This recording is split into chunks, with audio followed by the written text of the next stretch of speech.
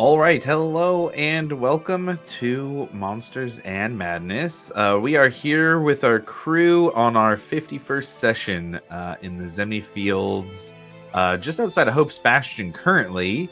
Before we get into a recap, though, a couple things to take care of at the top of the session. Mostly music. We use music from a couple different places. One of those places is filmmusic.io. Down in the panels has information for each of the songs that we may use from filmmusic.io. Check them out down there. We also use music from the official Critical Role soundtracks. They let live streamers use them, and so we do because it's great music. Information down on the panels where you can follow the link and purchase for yourself. Highly recommend those albums. Getting back to today, though, we're back in Hope's Bastion after some time in Amon working with the League of Miracles and stopping a blood deity, from a blood lesser deity, from ascending to a greater deity. The party returned home to find a very upgraded Hope's Bastion and started to kind of get reacquainted with the now small town and some of the residents who you guys hadn't seen for a couple months. Doing a little bit of investigation, there had been some murders around Hope's Bastion, some lycanthrope attacks, not out of the realm of possibility, considering you guys have fought some werewolves back when you first came to Hope's Bastion. I think maybe even before it was known as Hope's Bastion, but either way, there was some different types of damage to the bodies that were being found, with a speak with the dead on some of the corpses and a medicine check to figure out what was going on with their injuries. The party headed out to where some of the large crystals that the Cerberus Assembly had set up to siphon some of the energy that was latent here in the field outside of Hope's Bastion, and were set upon by a couple of werewolves and a couple of werebirds as well. The party was able to handily take them on. You guys are world-traveling warriors now, who a gang of lycanthropes, whether they can fly or not, are no problem. So I think that will take us back. We'll zoom in right there. I think we just ended combat at the end of the last session. So we have somebody who is tied up, if I remember correctly, or at the very least was knocked out. Not necessarily tied up, or not necessarily still awake, but they were knocked out instead of killed. Remember to announce that before attacks moving forward. But let's zoom in there and we'll hop back in. It's dark out here in the Zemni Fields. There's almost this kind of magical hum that is coming from these crystals as you guys stand around three bodies and one unconscious werebird here. So let's zoom in. Bastion's watch. What are you guys doing? I do remember we specifically woke him up so that he could see the death of his friend. That's right. Thank you for the reminder there. Yes, there was some intimidation, a little bit of questioning of the paladin's alignment there, forcing him to watch the death of his friend. But, I don't think it was near enough to do a shift yet. So yeah, we'll say he is awake then and ready to be interrogated if that is what you all choose. Go ahead, Ekamos. Ask him questions. You're the best at it. No, I'm good. I'll let Breck do it since, it was Breck's idea. Man, where's Varric when you need him? I know. Yeah, I'm not gonna lie. I'm awful at asking the questions. Maybe we should take him back to camp and maybe get some kind of real thing going here. Unless you guys just want to do it under the cover of darkness and do some really sketchy shit.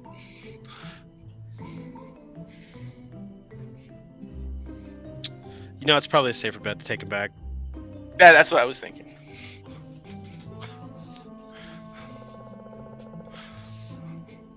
So, should we report the other three bodies? We should probably take them too, right? They're not gonna go anywhere, probably. I don't know, man. I don't know how I feel about leaving them. I will carry the live one. Is it the leaving them thing, or is it the leaving their stuff thing? Oh yeah, there's stuff. Let's run these pockets. I'm gonna run them pockets. I'm honestly surprised it took you guys this long. Whoever, let's do. We can have somebody roll an investigation check for running the pocket for these guys. Sure. If they don't have roots on them, I'm gonna be pissed. 24 for Grim.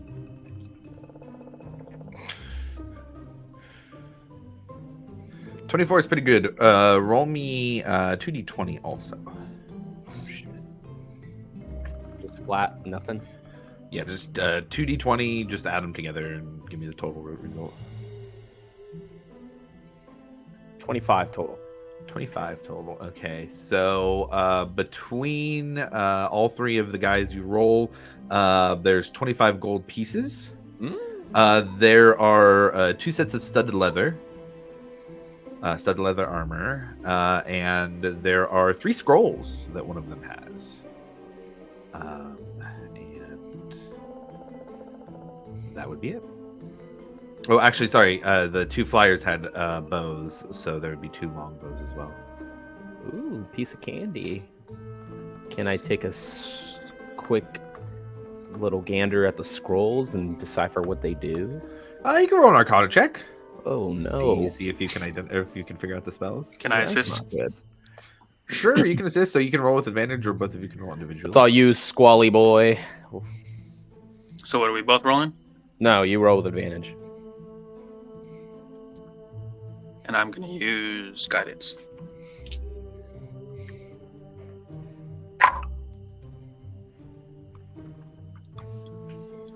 Uh, 24.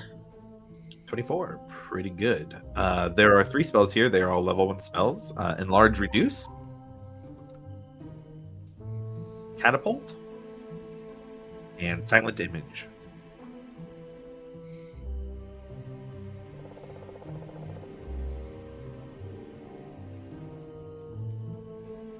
We just run in pockets.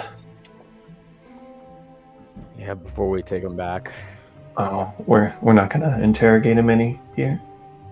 Well, Because if we take him back, we have to follow the rules.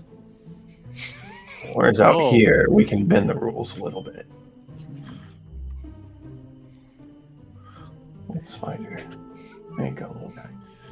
I mean, I know me and Bragg, we're kind of partial to taking him back, but party consensus is pretty important. What do we want to know from him?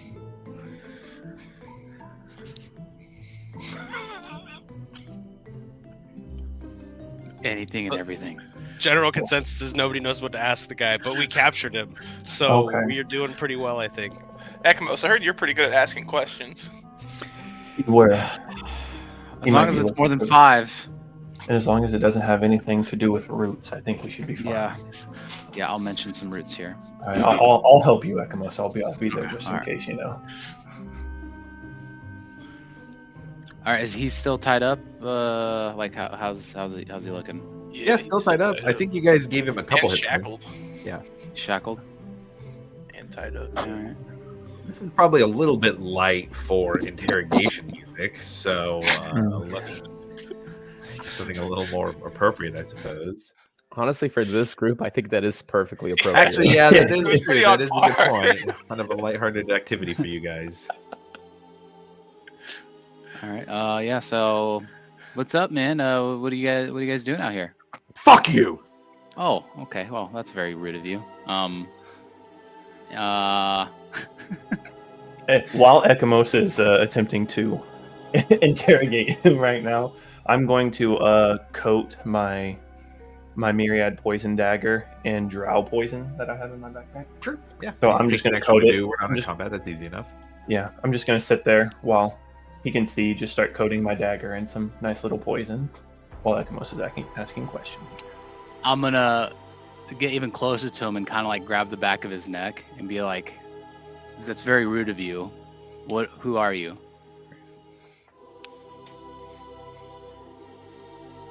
I think based on the way you have phrased it here, you can roll a persuasion check. As he's doing that, I'm gonna use detect magic and just like look around, see if there's anything going on around us. 24. 24. Okay, got it. As you cast detect magic, Squall, you get an insane amount of magic around the crystals. They themselves are maybe as much magic as you've seen in a detect magic kind of going off of something at once here.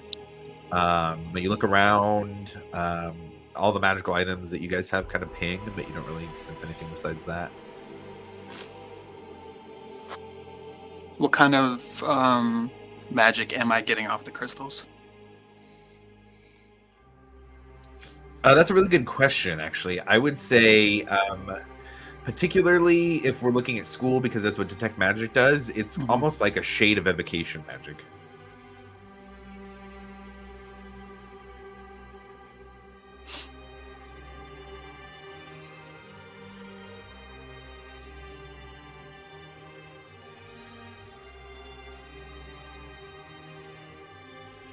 And with that persuasion check, they'll respond to Ekamos, "What's in it for me? I need to know that there's some guarantee that you're not just going to kill me as soon as I say what happened." And at this point, they have transformed. They're not werebird form anymore. They have gone down into what looks to be a human man. Yeah, simple, man. You answer the questions. You give us the right information. If it's false, we'll deal with it. And if I give you your answers, you'll let me go. Yeah, we'll put it to a vote. Let's just say the outcome will be better than if it's false. Yeah, this can go two ways, man. You can either tell us the truth, all 100% honesty, why you're here and all that stuff, or it could go a way you don't want it to go. Fine. What do you want to know? So, I'm assuming you guys are all lycanthrope. Why are you guys here?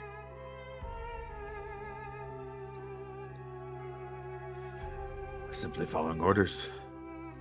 Orders.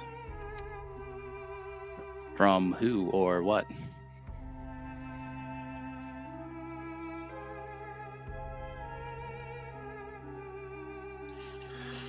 From our contact, we were told to pick off people outside of Hope's Bastion, and we have been doing it. And who is giving you orders to pick off people from Hope's Bastion?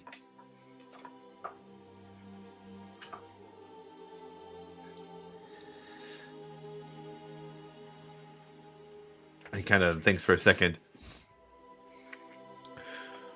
My myriad contact in Erosa.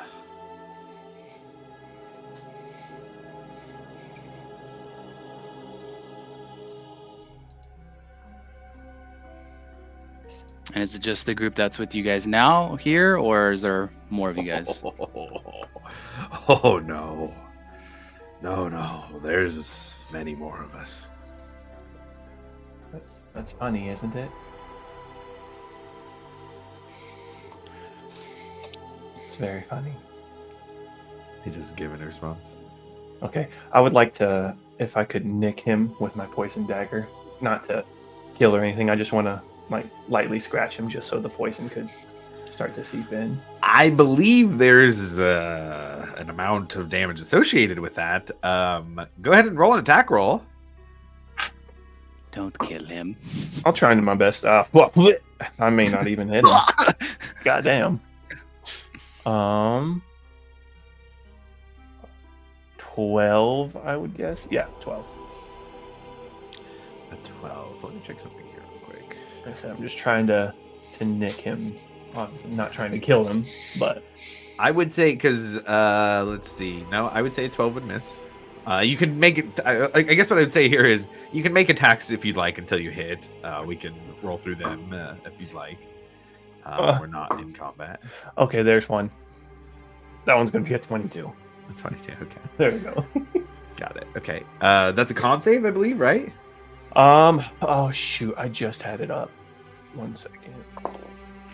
It is, I think it's a con 13, if I'm correct. Okay. Yeah, con 13. Okay, so here's what I'll do. You did say you were just trying to nick them. What I'll do, I'll remove the damage dice from your dagger roll. So just add your dexterity modifier. And that'll be the damage you do from that. And then we'll roll the poison damage. So I think my dex mod is +3. If I'm correct. Okay. And it says it doesn't show any. Well, Oof.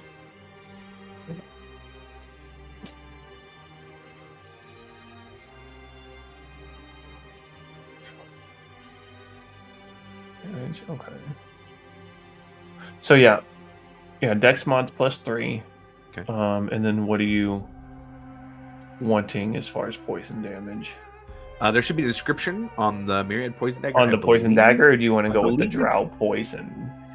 Actually, yeah, let's go with the drow poison on this one. Okay. You applied Because I don't think specifically. there's any.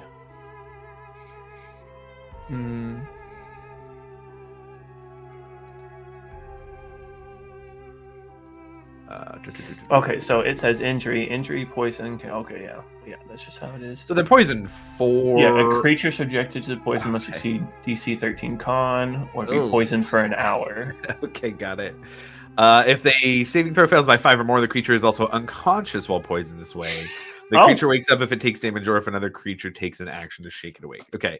I have to ask because I do not remember, but I believe Breck gave lay on hands to this guy to wake him up. Do you remember how much that was, Breck? Yeah, he gave him a bit. It wasn't just one. 2 points of health. Oh! Okay. So, He's just based on your modifier, we did just have it be a Nick. Rip. So, he is going to go unconscious. Yep. This is a little weird now. What a is a little baby. weird. Breck, can you wake He's this guy unconscious from back the up? poison, but he's also unconscious from the hit because he was so hurt. Oh, great. Well, No. if So, he dies, he he's dies. unconscious and currently dying. I'll ask currently for the next 6 seconds. Does anybody do anything? Can you I'll cure give but him not cure the 5 more poison? points of lay on hands. So you give him 5 points of land hand. Thanks, Breck. That stops him from actively dying. However, because of the drow poison, he is still considered poisoned and unconscious. And then for I the will next give him hour. 5 more to cure Whoa. his poison. Okay, Cure his got it. poison. That's the point of the interrogation. Don't cure the poison.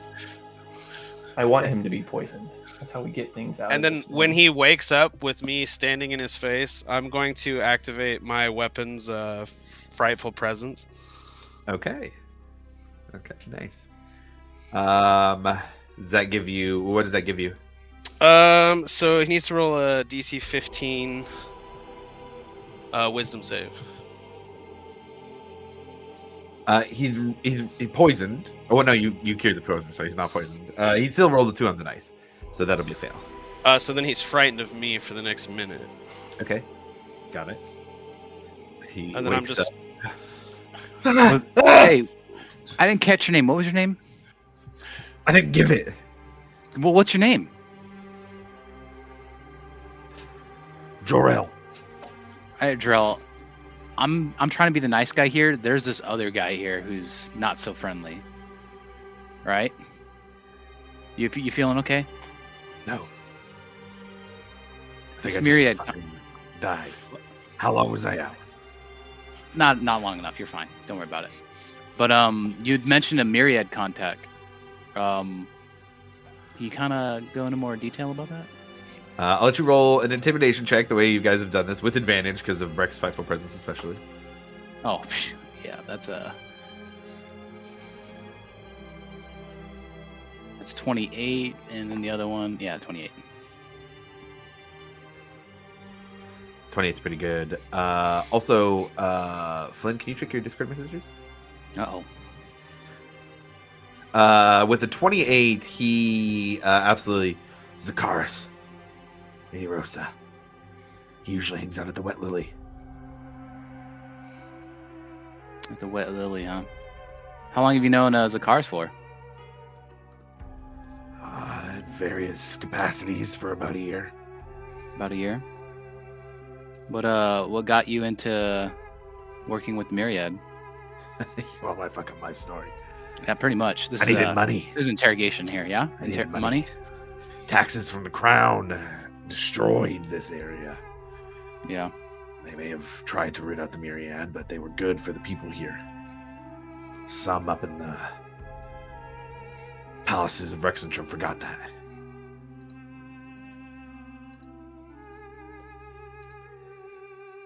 I appreciate all the information. Anybody else have any questions they want to ask this gentleman?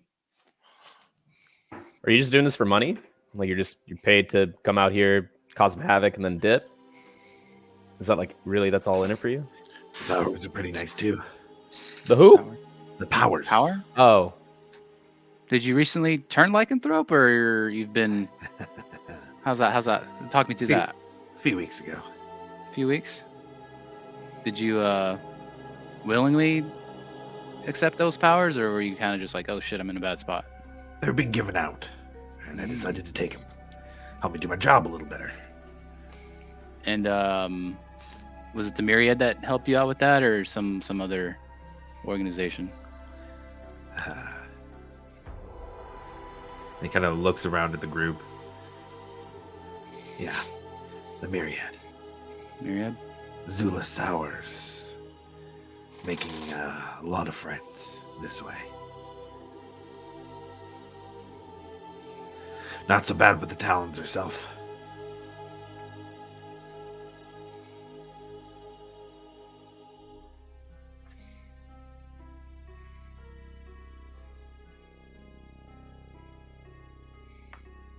Would I You have got felt the more- direction that was coming from, Josh? Sorry, I didn't mean to interrupt. Oh, you're good. North. North. Set a I'm going to group- start walking that way. Oh, what's everybody passive perception also? 13. 15. 15. Got it. Breck, you start moving north. All of you look around, and Squall is not there anymore. Oh. Squall. Squall, where'd you go?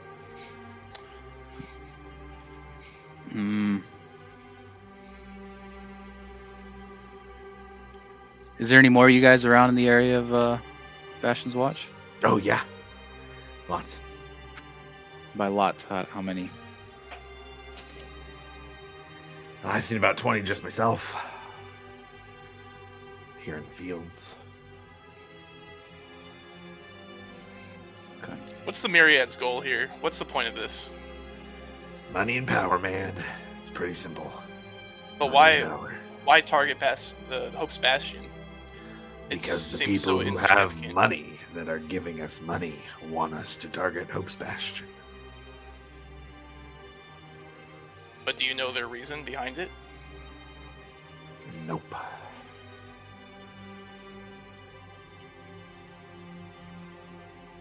All right, so you've done a good job of giving us a good amount of information. So for your part of the deal, you have to do one more thing. You're gonna go back to your boy and tell him, hey, we probably shouldn't be over in this area anymore. It ain't looking too good. As he's laughing, I'm gonna just kick him in the face. Yeah, roll an attack roll. Yeah. Let's see. With unarmed, 14. Yeah, 14 will kick him in the face. I'd say, what's your unarmed strike damage? It's 0. He just his head moves to the side. You could do that all day, dude. Okay. Please, somebody. Ekamos, can I talk to you real quick? Let's just actually have a group huddle real quick. Hey. Away from him. I don't think it's a good idea to just let him go. We should probably take him back. Maybe there's some advanced techniques I agree. that somebody knows. Okay. Just track him back. Maybe they can get a little bit more information. I don't know. Just an idea. Okay. Thoughts? Suggestions? We could Oh, also I was try- going to kill him. We could also try and Oh. outbid this Myriad peeps. Just be like, hey, we'll pay you to just defend this whole place. I don't know how we feel about that, but that's also an option. Yeah, that is an option. You want to pay the Myriad to defend this area? No. They're just working for them for power and money, but they could always be bought. They're not their alliances don't lie with them. Their alliances lie with money. If we outbid the Myriad, then they just stay and defend. So how would that look? We hire the people that are killing all the villagers. It's an option. I didn't say it was a good one. I just said it is an That's option. a horrible option. Well, you also trusted a bunch of pirates at the beginning to take you somewhere, and you didn't know me, so... Fine then, kill him. I think we should take him back. I think that might. All right. Can out for Squall real quick? I don't know where. Yeah, we should just know where to be try. found. I would like break through the trees and be like, "Yo, we need to head north." Jesus, dude, where the fuck did you come from? What's north? I'm getting a really bad feeling from the north, and I You sent too? I sent Nori in that direction. Getting a bad feeling about this? Yeah, man, I'm getting an unsettling breeze coming from the north. All right, let's go. Is winter do it. coming? How many references can we make? Oh, boys. What are you guys doing with the captive? Yeah, that's what I was about to ask. What are we doing with? How about this? I think it'd work out narratively. Milo says, "I'll get him back. I could make a floating disc and get him back. We're not too far out of town. If you guys want to go check that out, I'll see you over there." Yeah, absolutely. We Nice. appreciate it, Milo. What a swell guy. Hey, just be careful because apparently there's more out there. So Yeah. keep Yeah, your like- head on like a over 20. swivel. I'll Over go straight 20. there. Fly like the wind. Fly, I you can't fool. fly with him. That's all the role playing I'm going to do for a character. Wait. Can I take Milo's diamond with me?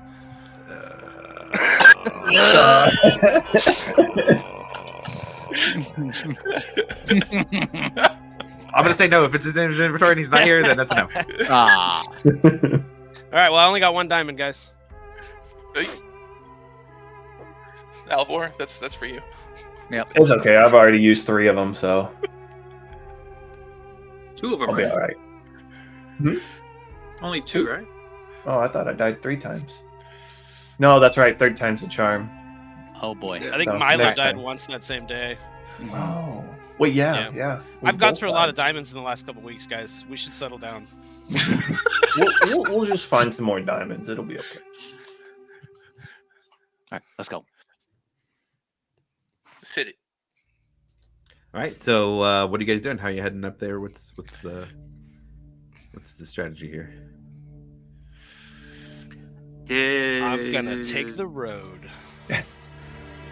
Is there a road? I would say there's not a road directly where you're going. The dead person, whose name is escaping me currently, had said that about half a mile north, they were searching for food and roots, and Nori was sent to go find some of these amazing roots. I will use locate animals and Okay. focus on otter. What's the range on that? 5 miles. Dang. 5 miles. You ping right away. You have a spot, exact spot. You know where I he know is. where to go. He's further than half a mile north. You can get probably about more like a mile and 3/4. Start heading that way. Okay. Follow. All right. What's the As- marching order? I would take off, so I'd probably be in front. Okay. I'll be right behind him.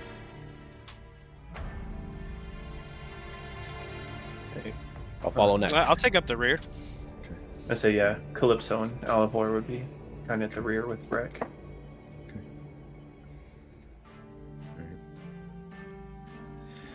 You guys start quickly moving through the fields here in the dark, moving towards this ping that Squall is feeling. Alivor, you start to see almost like flashes of prismatic color as you're moving. Go ahead and roll me a perception check. Flashes of prismatic color. God damn it. I should have chose a different dice. 9. You try and shale. It's almost like in the edges of your eyes. You try and look, and when you look, you don't really see anything. I would say you guys travel for probably about 10-15 minutes. This time, Alvor, go ahead and roll me a wisdom saving throw. Okay, that's a little bit better. 13. Damn, wait a minute. As you guys are traveling here, Alvor, you see Squall at the front, Rufus behind him.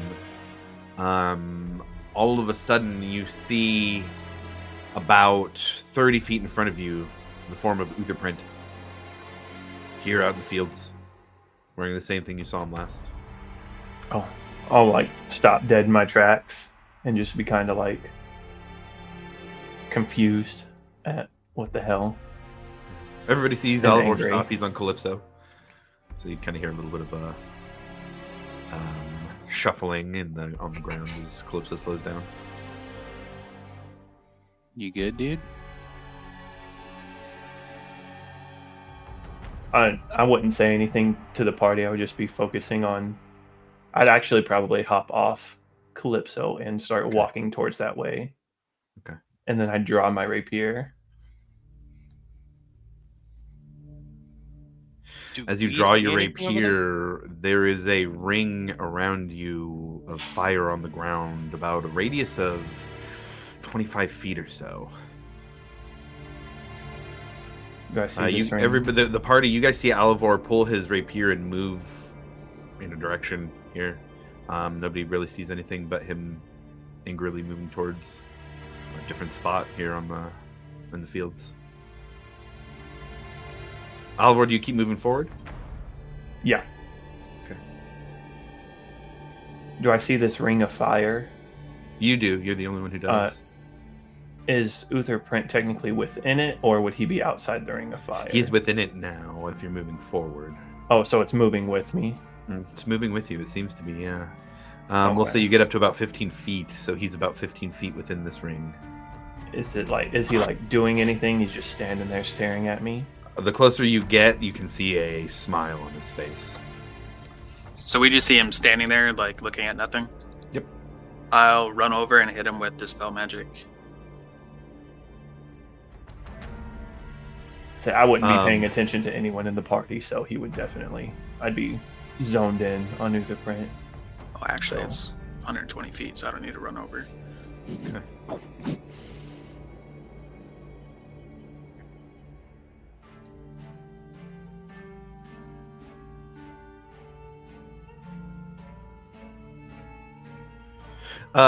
Squall, go ahead and make me an ability check with your spellcasting ability. The spellcasting modifier. Spellcasting modifier, yeah, should be your wisdom, I believe. This isn't necessarily a leveled spell. I just kind of want to see how strong this spell is. Can I use my Cosmic Omen? Can you describe to me that ability? So, whenever a creature you see within 30 feet of you is about to make an attack roll, saving throw, or ability check, you can use your reaction to roll a d6 and add it. I think so. Yeah, that seems fine. Okay. Oh, wait. No, it's an ability check. Yeah, it's specifically an ability check. Yeah, you can do that. Cool. Even better. That's a dirty 20. A dirty 20. Dirty 20 is what you needed to break this. Alvor, Utherprint disappears from your vision. Oh, that would just make me even more upset. And both of you, both Squall and Alvor, now about 60 feet in front of you, see a much larger figure imposing. Probably about 10 to 15 feet tall. Almost looking like flames. Purple flames are looking at its feet. And you start to see crystals shooting up out of the ground around you. 3 of them, and they seem to be about the distance the ring was around you, Alivor. What are you guys doing here at this point?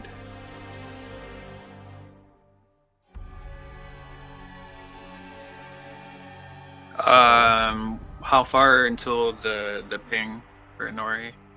Oh, we're still. I said you guys went about 10-15 minutes. I would say you guys are still probably 3/4 of a mile off. So you said the giant creature with purple flames, and then those crystals were where that fire ring was. Is where those crystals? About the shoot up? distance the ring was around you is how Uh-huh. those crystals start to lift. Yeah.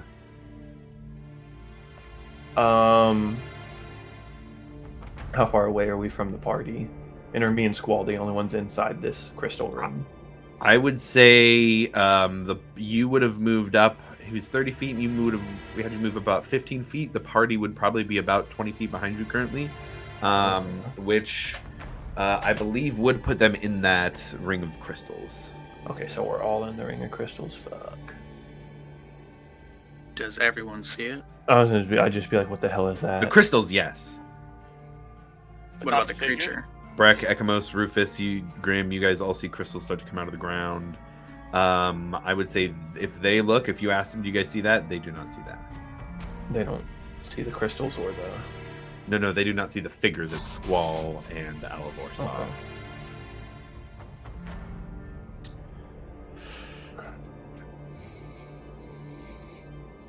Do these crystals look like the other crystals? Which other crystals? The ones with all the magic? The Melora ones, right? I guess there'd be a couple crystals. The Melora crystals, no, they do not. And Breck, actually, both of you being connected to the Wild Mother would feel like these are not the same crystals. They have a much more prismatic color to them. So, do I get the sense that the spell magic I used on him did accomplish something? It did. So maybe what I'm seeing and what you're seeing is real, and they can't see it because they might be under an effect. You didn't dispel yourself. Yeah. Alivor, you look down at your blade, and the name Uther Prent has been burned into it with fire. Yeah, that's just gonna piss off Alivor even more, because I would think that I had him right in front of me. And do I know that Squall dispelled magic on me or something? Would I know that? Roll an Arcana check. I can say It's got to be just not terrible. that's not terrible. 22. No, you're familiar with magic being dispelled, yeah. You've seen it Okay, before. so I know he dispelled something off of me. Yep. Okay, then I'm going to cast message at this figure and say to them, why do you play with my mind like that?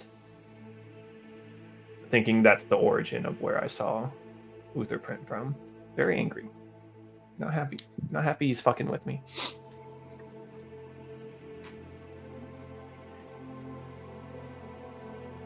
You hear what almost feels like a familiar voice, even though it's not. You can't put a face or a name to it, but it still feels familiar, and it says, "Not playing, strengthening." Roll another wisdom saving throw, but you can choose to fail it if you would like. He said strengthening? Yep. Then yeah, I'd choose to fail after hearing he's trying to strengthen my mind. Uther Prent appears 15 feet in front of you once again, and the ring of fire shows up exactly as the crystals begin to grow more. And out of the ground, they get up 6, 7, 8 feet, sticking up out of the ground as the fires around this creature off in the distance burn brighter.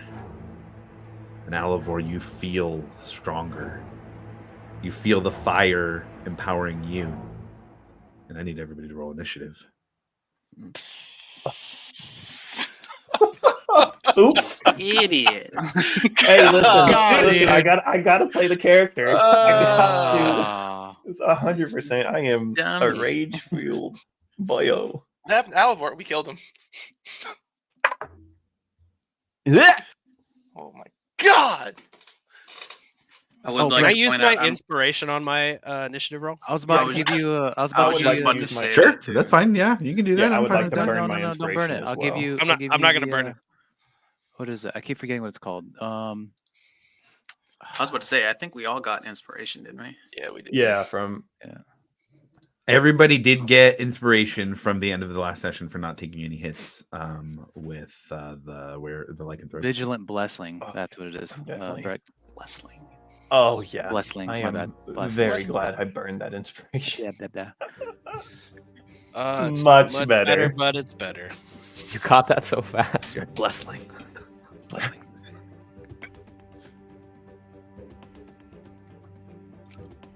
Oh, I'm scared. Every You're always other scared. Sunday, I just riddled with fear, dude. I go to bed scared and anxious every time. Thank you for letting me know that. That just makes me feel so warm and fuzzy. I do get nervous before every session. I'm not gonna lie. Like, Josh, did I I feel have like- to make a save for anything? Or did I just naturally? No, you're good. Okay. Yeah, you just saw it.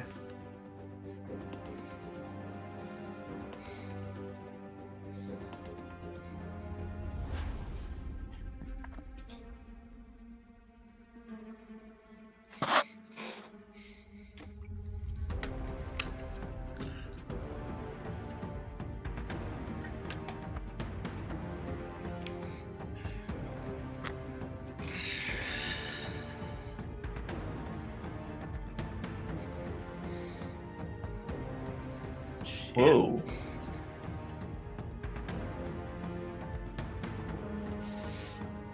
Why is he so far? Yeah. All right, gentlemen, you can now see the crystals jutting up out of the ground with a prismatic color. If you guys need a different view, just let me know. Whoa! Whoa! Look at that. And we can go top down now as well. So I'm going to leave that up and on the side. This will be our primary. If you want top down, let me know. So we're going to start with initiatives. Breck, what was yours? I got an 11. Alvar? 24. Rufus? 13. Ekamos? 17. Squall? I also got 11. Grim? Whopping 9. We flew too close to the sun last session. So, man. I was doing so good last session, and then everything changed when the Fire Nation attacked. In this case, Alivor with this ring of fire. All So right. that I don't think seem very so- fittingly, Alivor, you are up at the top of initiative. You see Uther Prent 15 feet in front of you, and a large, imposing creature behind him, about 60 feet. Alivor, what would you like to do to start us off? 100%. I'm going to chant my incantation for my burning heart Absolutely. and go stabby stab Uther Prant. Stabby stab it is. You move forward 15 feet. Go ahead and make your attack. 25. 25 hits. Roll me some damage on that. All right, and then I'm also going to expend a Psychic Blades Okay. on them, so that's an extra 3d6. All right, so we got quite. All right, so initially we're going to have 6 points of piercing damage. Okay. 9 points of fire damage. Okay, 15 total. How much is Psychic Blades? Is it 3? You said it was 6 piercing? Yes, 6 piercing. Okay. 9 fire. Okay. Oh, that's beautiful. 16 psychic damage. Ooh. And then can I can I use my 2-weapon fighting to come back at him with my other hand with the Myriad Poison Dagger? Sure. Oh, yuck. I don't know about that one. 10. A 10 will not hit. That just misses. I'll just fucking and then a whiff. Okay, so that's actually, 31 points of damage there.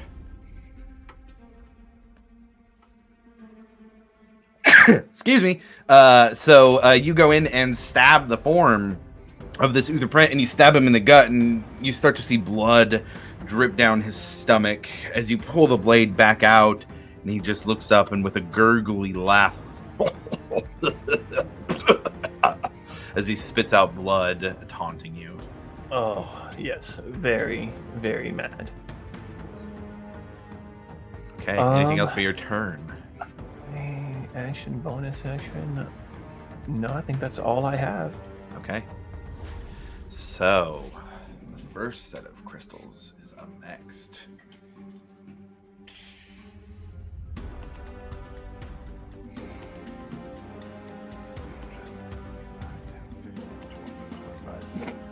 All right. Squall, I need you to make a dexterity saving throw. As you see the this cluster of crystals here begins to pulse with this prismatic energy and explodes outwards in a blast that has a 30-foot radius. Dexterity saving throw for you, please. I am going to use one of my cosmic elements. Yeah, absolutely.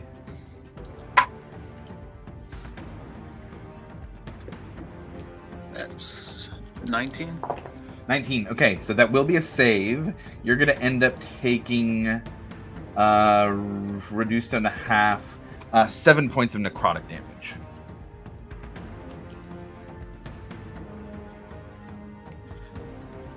And that is all that thing does.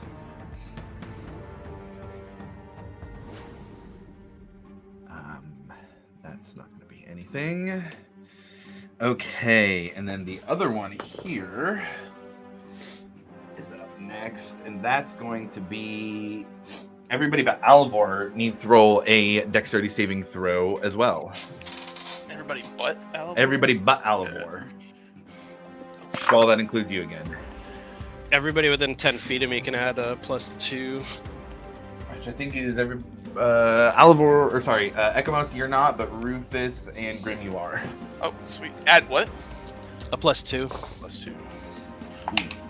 Oh, 18. 16 for Ekamos. A 16 for Ekamos? Okay. Yep. What about Rufus? 18. Okay. That's a pass. Ekamos, it's a fail. Breck? 27. That's a pass. A huge pass. Squall? 23. 23, that's a pass. So if you failed, you take 21 points of necrotic. If you succeed, you take...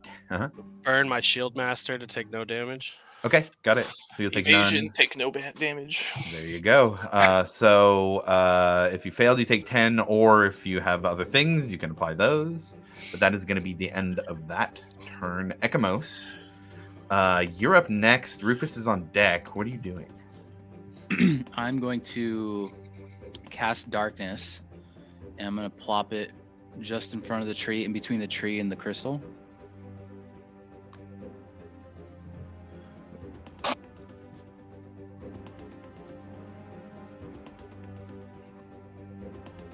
Hey, sorry. Can you repeat that? I just got a real warbly. No, I think it's on my end. Everybody just went all turned. They turned all. You're good. I'm gonna cast darkness in between the tree and the crystal to my left. Ooh, between the tree and the crystal to your left. Very interesting. Let's get our darkness out here.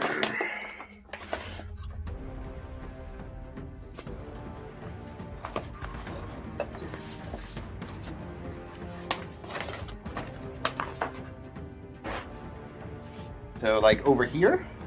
Kind of in between the tree and the crystal. So like closer this tree towards or you. that tree? Yep. Yeah, the one the first tree. Yeah, sorry. Like pretty much in between there. Yep. Like that. And then and then I'm gonna run into it. Nice. It's 30 feet. Yep. And that'll be my turn. Okay. Ekamos goes and runs into the darkness. Rufus, you're up. Breck, you're on deck. Oh God, don't even know what to do. All I see are the crystals. All you see are the crystals and Alivor trying to stab at the air. And were the attacks visible by the crystals? Were the attacks visible by the crystals? Yeah, because the crystal made an attack against somebody, right? It wasn't necessarily an attack, it was more of an effect, but you did see the effect coming. There was almost like this arcane blast that came out from these things. Okay.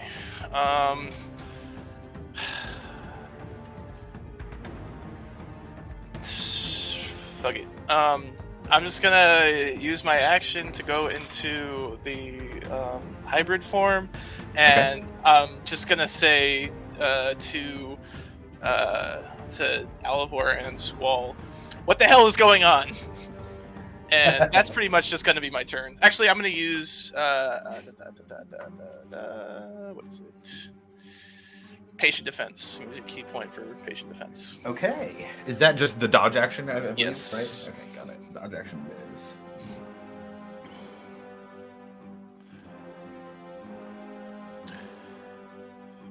Okay, so after Rufus, we have Breck. Squall on deck after that.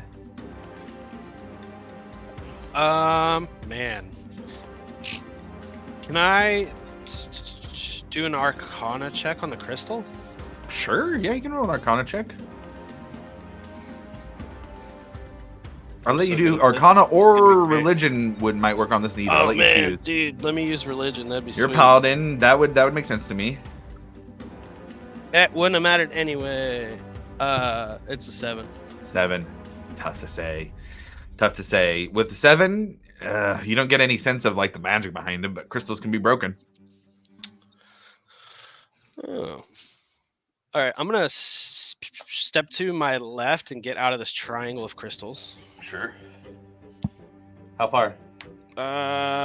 Just wheel me around, Grim, so that I'm still standing next to the crystal, I guess. 25 feet would get you that way. And that's it. I'm gonna hang out right there. Okay. All right, Squall, you're up. Can I do the same thing and do an Arcana check? Sure. Yeah, go ahead and roll an Arcana check.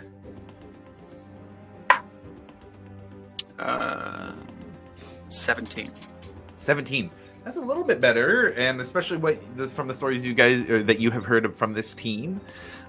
Crystals often have crystals are often representative of powerful energies, powerful magics, divine and arcane.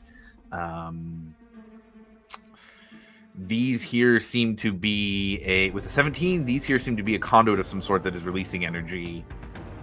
With what you've seen currently, with a 17, whatever that creature is back there is obviously involved, and whatever's happening to Alivor that you don't really know the full situation of, that's definitely involved as well. With the 17, if you had to guess, this power is not coming from the crystal themselves. This is more of just conduit. But again, crystals can be broken.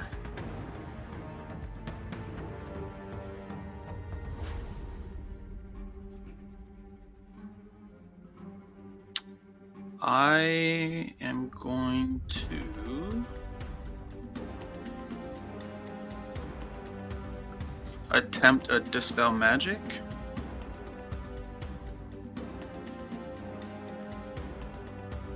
So I guess you would have to tell me if this works or not.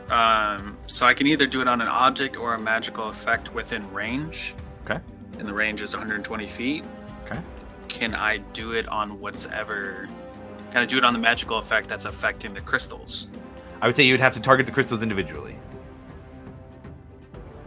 Okay. I will target the one closest to Ekamos. The one closest to Ekamos. That one has not had any effect yet this round.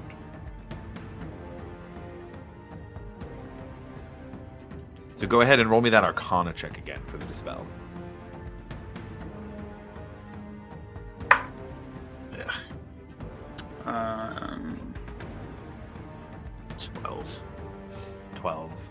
You reach out and try and dispel this magic, and you feel it connect and start to almost draw it out so that it can disperse, but it's not quite powerful enough. Okay. You do get the sense that it's not it's not impossible based on that the way you connected with it. Okay. Another question: do I see Utherprint?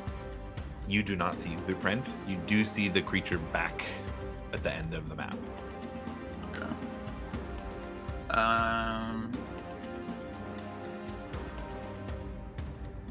I am going to use full movement and go to my left. All the way Yeah. into the darkness. Yep, that's fine.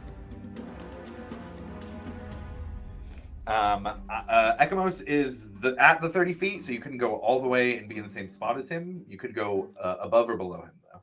I'll do one down. One down. Okay, got it. So you'd be behind Ekamos, essentially. Okay. In the darkness. And then I will use my... Is this bonus action? Hold on.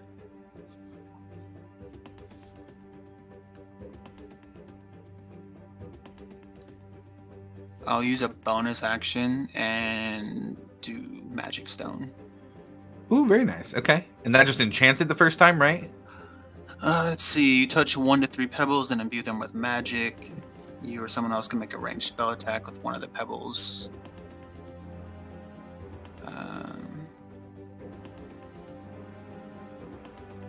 So it's weird. It's like it doesn't actually say like, okay, you enchant it, and then you would take an action. I think what it is that you can use those as a weapon attack. Okay, so yeah, So then I'll 1 to 3 just for a weapon attack afterwards. yeah, I'll just use it on 3 pebbles. Okay, cool. You pick up 3 pebbles quickly. I'll give it to you that you just reach down. There's plenty of pebbles, so you don't have to actually see them, but you get 3 pebbles and cast Magic Stone on them. Okay. You have to be able to see them. It says you touch 1 to 3 pebbles and imbue them with magic. Okay, perfect. Almost all spells are that you can see, so I just have to ask if you're in darkness. Okay. All right, that will take us to the last crystals. Let's see here. For distance. Yeah. Ekamos and Squall, go ahead and roll me dexterity saving throws, please.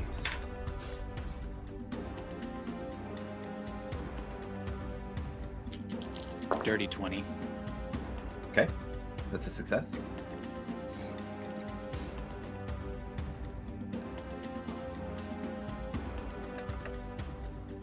Did you say it's me as well? Yes. Oh shit, my bad. I will use another Cosmic Omen since my turn has. Sure. I have my reaction back. Thank God I did. 19. 19. Okay, so those are both successes. Each of you will take 6 points of necrotic damage. That'll take us to Johnny Grimm. What are you doing, Grimm? Oh man, I don't know. Standing there behind, or standing there in front of Breck. Breck's hiding behind you this time. What are you doing? If I say something to Breck real quick, would that count as a turn? Or like I'm sure that's a free. I'll say free action to say something quick. I'll turn around to Breck and I'll tell him, "Hey, I really want to hit this thing, but I'm afraid of what'll happen. Yes or no?" Yeah, beat the shit out of it, dude. Okay, I'm gonna use my movement. I'm gonna go to my right to that tree. Over here? Yep, right there. 20, 25, 30. You'd have to bonus action dash to get to the tree. That's okay. I don't need to get all the way to the tree. So what I'm gonna do now, I'm gonna take out my bow and I'm gonna take a shot at the crystal that's directly in front of me. Oh yeah, absolutely. Go ahead and make the shot. Oh fuck.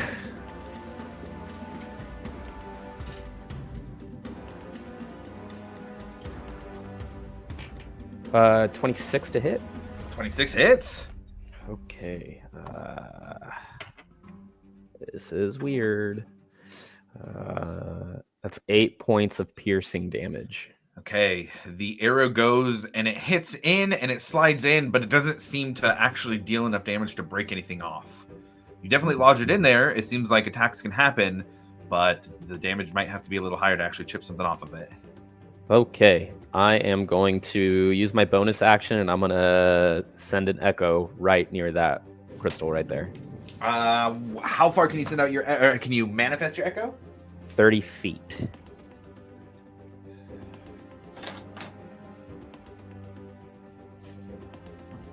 Oh, wait. Not 30. Say, I think it's 15, yeah? 15, yeah. So however close that'll get him. Yeah, absolutely.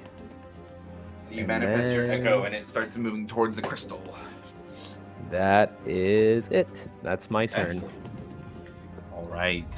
Finally, before we go back to top of initiative, out in front of you, Alvor, this form of Utherprint reaches out with his hand, trying to grab your shoulder.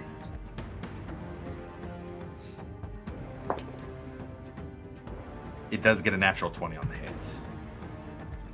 So, Can I tell it's like gonna attack me or something? yeah, you can tell it's an attack. It's an attack Then at you. I'm gonna silvery barbs that.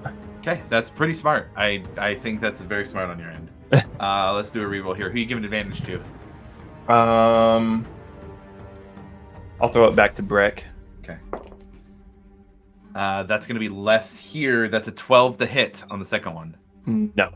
You just dodged 8d6 necrotic damage coming at you. With that crit happening.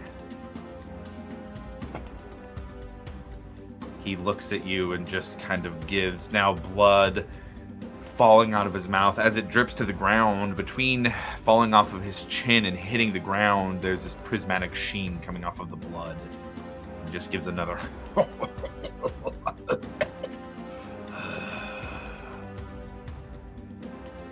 gonna have to try harder than that, bud. Okay, you say that. He would respond back with, "You are too weak. You were too weak to save her. And you're too weak to save anyone else." Oh boy. And don't like that that. will take us back up to the top of initiative. Alvor, it is your turn now. Oh yeah, 100%. Don't like that. Another swing from both of these bad boys. Go for it. So Burning Heart. Burning Heart gets a 24 to hit. Yeah, that hits. All right, we'll go ahead. We'll hit some damage on that, I guess. 8. Oh god, horrible rolls on the damage. So 5 points of piercing. And then 2d8 fire. 6 points of fire. Okay. I will expend another psychic blades on him. Okay. That's 11 points of psychic damage. Okay. And then I would come back at him with the Myriad Poison Dagger again, trying to hit him with the 2-weapon Okay. fighting. Give me another attack there. All right, let's see if this one. God, this one's horrible. It does good. 13. A 13 will hit. Oh. All right. Well, he's gonna take. Oh, my dice. Ooh, okay. 7 points of piercing from the dagger. And then 1, 2, 3, 4, 5, 6. Do I have another d6? Yes, there it is. I need him to make a DC 15 con save. A DC 15 con save? Yeah. It's going to be a 17 total. Okay, so he's going to take half damage. So then he'll take 12 points of poison damage from the dagger. As it burns. Alvor, go ahead and flavor it for me what it looks like as this creature at the end of your blade dies. And you completely kill him. Yeah, the rapier would have went right like gut chest region, like right there, right in the center of your chest, you know, where your rib cage meets your gut right there. And then the dagger would have came around with the backhand right into the throat neck. And just as the dagger goes up, it starts to kind of the veins in the neck seep to seep poison into them and start to turn black, and it crawls up his face, and the black turns to this prismatic color as it then envelops all of his body and just explodes. Would this be possible for my Mantle of Whispers to come into use? Because I don't know, since it's obviously like an illusion or something, but I don't think for this particular case it would. Okay, all right, never mind then. Because you do know, as this happens, you don't see a person fall to the ground and die like the real version of Utherprint would. Okay. This is almost like this prismatic dust now that is now falling to the ground around you. Okay. And you see that name on your sword again. There's now going to be a permanent addition to your blade that if you are attacking Utherprint, you deal double damage to him regardless of anything else going on. That is a permanent addition for the blade. Oh, perfect. As that happens and you see this version of Utherprint explode, I need everybody on the field besides Alivor to roll me another dexterity saving throw.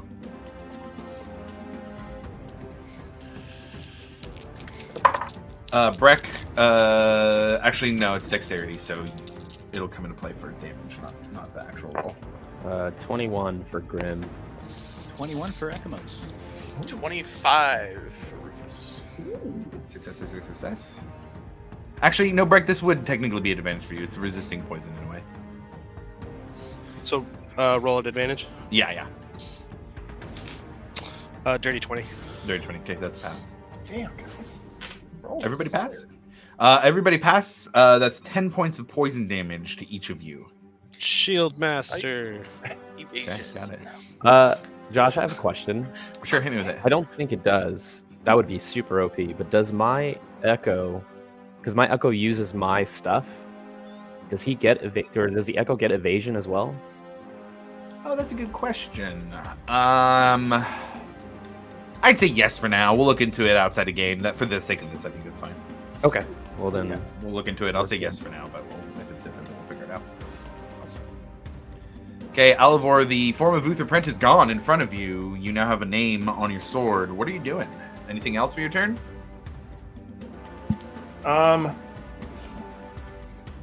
No, I wouldn't do anything else. I'd feel good because now I know how it's going to kind of feel to kill him, but then I am a little upset to know that it's not really him. And then, I would I wouldn't do anything. I'd just be sitting there thinking. Got it. Okay. Then next, that one up there at the top is going to be going, let's see.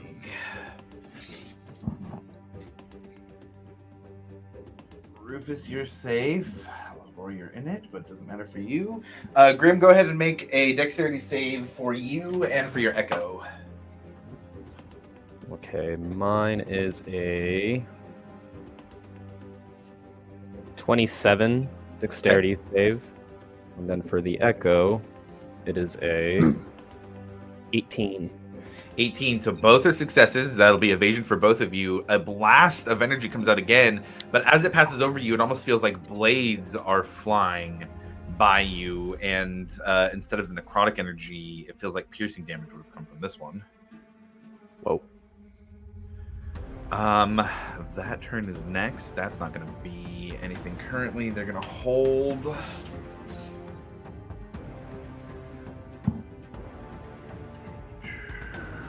Yeah, Grim's Echo, Rufus, and Breck, go ahead and roll me a dexterity saving throw on this turn as well. Oh, shit. 12. Okay, that's a fail. 17. That just beats it. Meets it, beats it.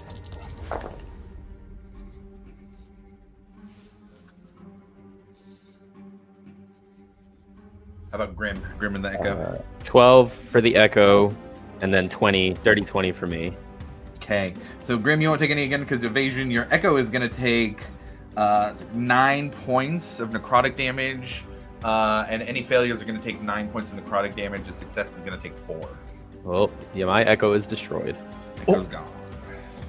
9 with evasion, or is that half? If you have evasion, evasion is you take half damage on a failure, if I remember correctly, right? Yeah.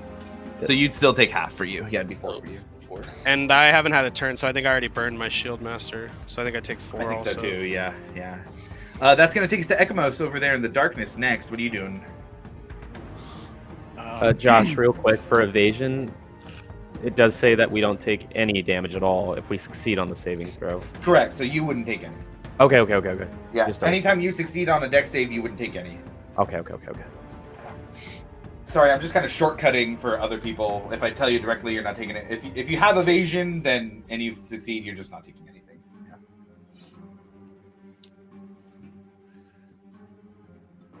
Yeah. Ekamos is just gonna look to Squall and be like, "Are we just shooting at these crystals or what?" Good talk, Squall. All right, and I'm gonna just go ahead and blast in front of us. Got it. Sorry, responding to work shit. Oh, you're good. So Ekamos over there by Squall is going to attack the one in front of him. Go ahead and let's see. That one is that. So yeah, go ahead and roll your attacks. So it's a crystal rock. I don't know if it's like an actual person, so I'm assuming I don't get advantage for attacking in the darkness, even though it can't see me. I don't know. I'll give you, for the sake of this, I'll say yes. It's a little weird. This isn't technically a creature, but it is something that's giving off a magical effect in turn order. I'll give you advantage for the sake of this. That's fine. Okay. You burned a resource for that.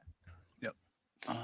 So 28 for the first one. Hits. 21 for the second. Hits. Just hits. 25 for the third. Hits.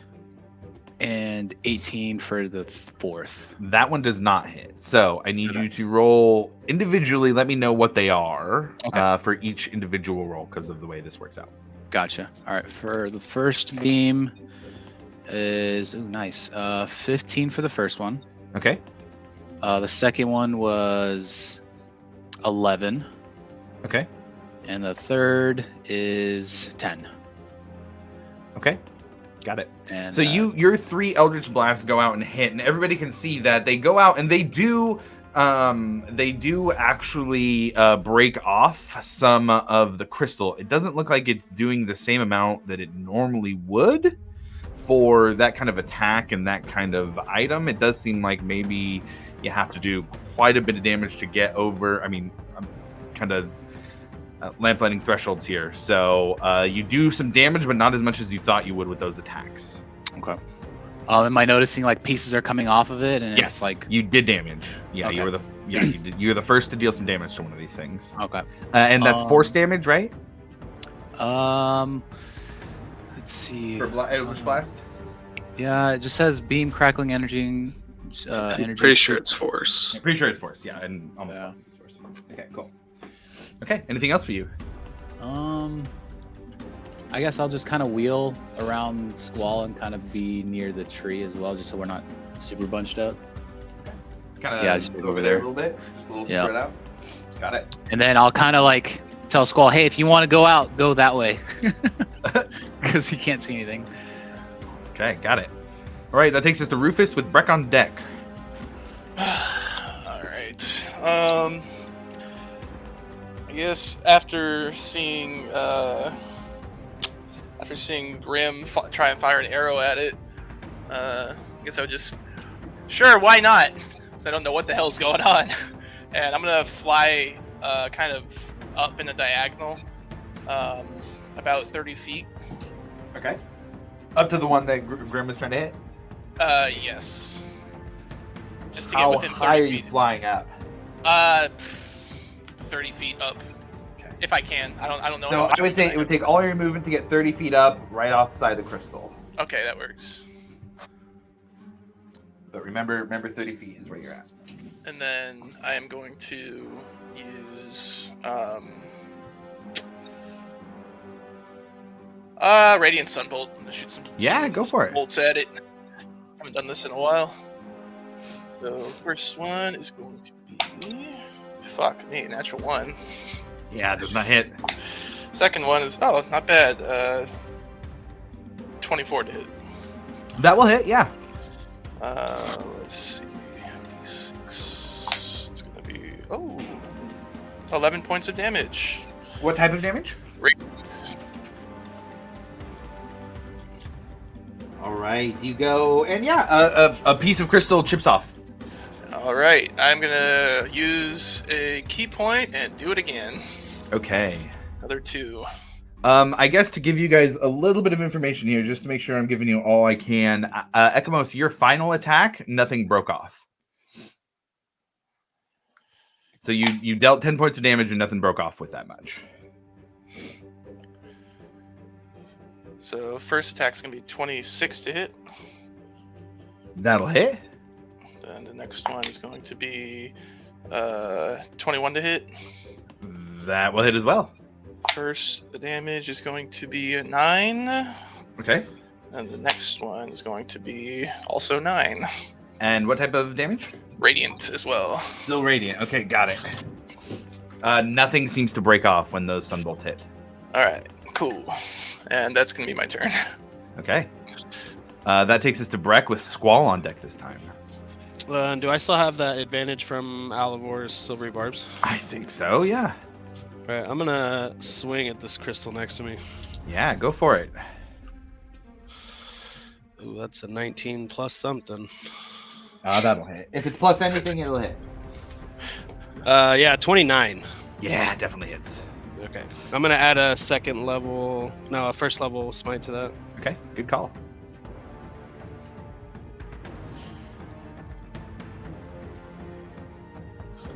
So that is 14 points of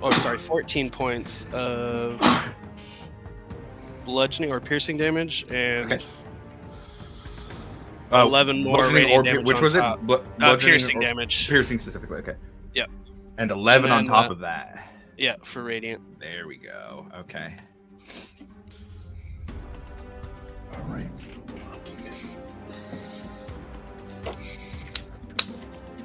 Okay, very nice. A big chunk of this crystal comes off with that one.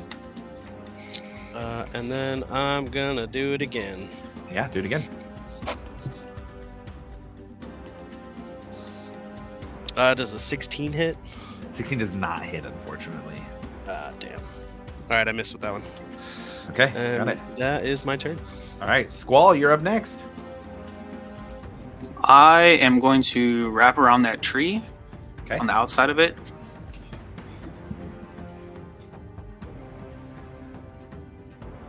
Feet puts you on that side and out of the darkness.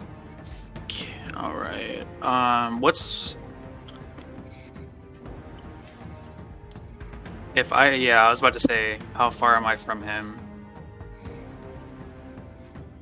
Man, about 110. That's good enough. Okay, I knew that's what you were going for. I knew it, man. I will hit him with a guiding bolt.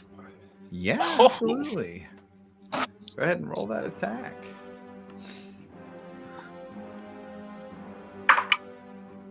Uh, 24. 24.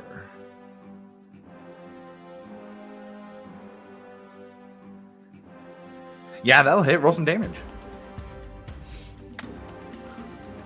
I love this, actually. This is perfect. I don't know if I like you saying that or not. 17 points of damage, radiant. 17, pretty nice. Okay. So 17, I'll mark that. Seems to deal quite a bit of damage to it. Seems like a little stronger even than you thought it would. As it lights up this creature. And as Guiding Bolt, I believe, actually lights them up for advantage on the next time. So it's a physical light as well. Does. It sure does. Okay. And the great thing is that Star Map gives me 4 of those for free. Star Druid, man. Holy hell.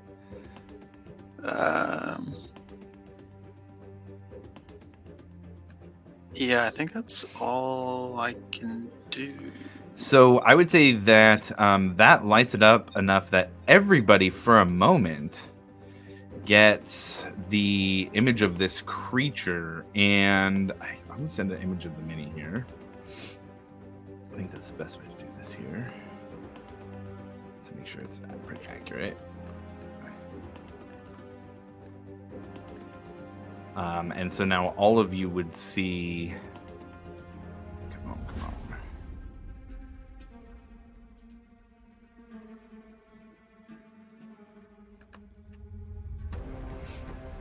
10 to 12 feet tall, this creature wreathed in purple and prismatic gold flames.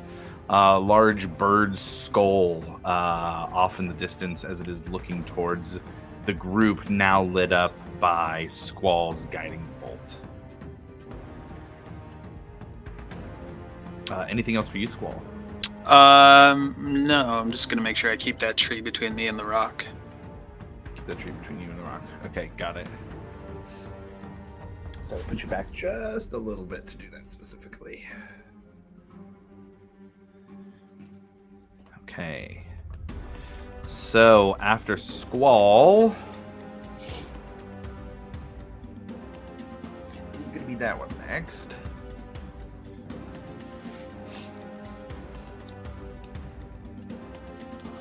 This is here. Ekamos, I need you to make a dexterity saving throw, please.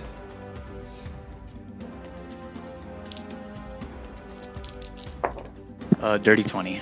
Dirty 20, very nice. That is a success. At half damage, you're going to take 7 points of force damage. Oof. As you almost feel in a way like you've been hit with your own Eldritch Blasts. That takes us to Grim next. Grim, what are you doing? I don't think I have enough juice to hit anything above like a significant amount of damage. Question.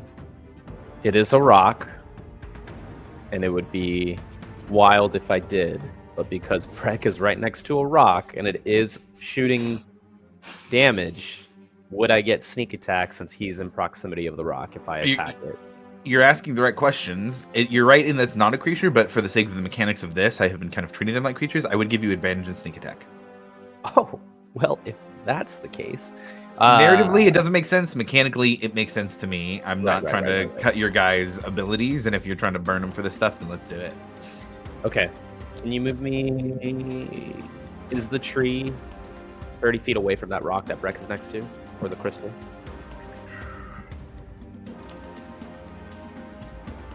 It's 35. A little out of that range. Can you just put me within 30 feet of that rock, as close as I can get to the tree? About right on this side of the tree. Word. I will... I'm sorry. I'll stay where I was at. Okay. Yep. I'll stay where I was at for now. I'll shoot my echo right next to that rock, because I get another one after my turn. There is no limit to how many echoes I can throw out, but they're weak. And I'm gonna take a big ol' swing at this thing through the echo. Yeah. It does have to be within 15, so 5, 10. That would be the far away as you can get it. Perfect. That's fine. Okay, here we go.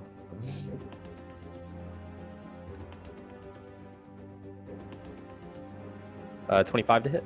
25 hits. Okay. So that is 10 points of slashing damage. Okay. Plus sneak attack. Oh, it's with advantage, right? I'm so sorry. Yeah, you do get advantage. Yeah, you can see if you get crit. Sure. I do not. Okay, so 10 plus...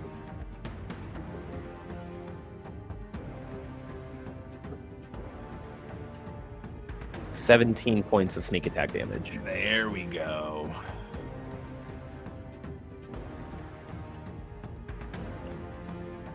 And then... you hit another huge chunk off this thing. There's barely any left. Okay, let's do it one more time. I'm going to hit again. I'm going to unleash Incarnation through my Echo, and he's going to take another swipe. Okay. Now, I believe Unleash Incarnation does have a limited amount of times. There is. So we haven't taken a long rest, so I've used one in the last fight. This is my second one. I have 4 total, so I've got 2 left after this one. Yeah, go for it. So So that will be a. Do I also get advantage on this one as well? Yeah. Oh my goodness, that is a 26. To Hits. Okay. Sneak attack is only once per turn, though, so you wouldn't get sneak attack. Yeah, just flat damage on this one.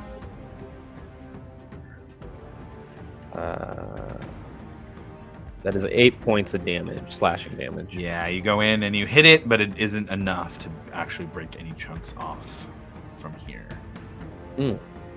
Then that is it. That's my turn. Actually, I will just move 15 feet closer to the tree. That way I'm still within 30 feet of my echo. Yeah. And that is my turn. All right, that takes us back to the top. Alivor, the form of Uther Prent is dead. You look around, and these crystals are beating up your friends. You can see Breck and Grim and Rufus up in the air in various states of fighting. What are you doing? How far away is the figure in front of me? About 60 feet or so. Lit up right now, currently, from the guiding bolt from Squall. Yeah.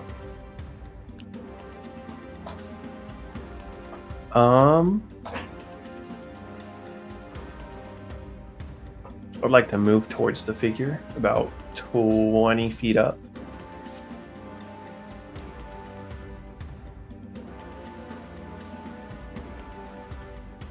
So is that far enough to where like I could talk to it and it could hear me?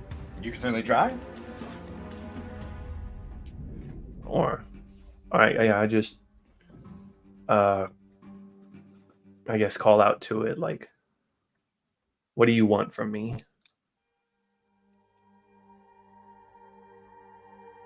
Like, why? Why are you helping me? You hear a voice respond in your head. You asked for my help, and I am here to grant it.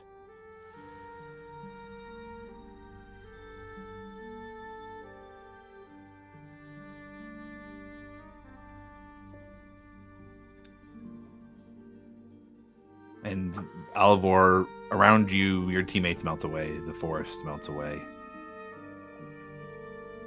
Not like, it's not that it's gone. It's not you're teleporting anywhere, but yeah.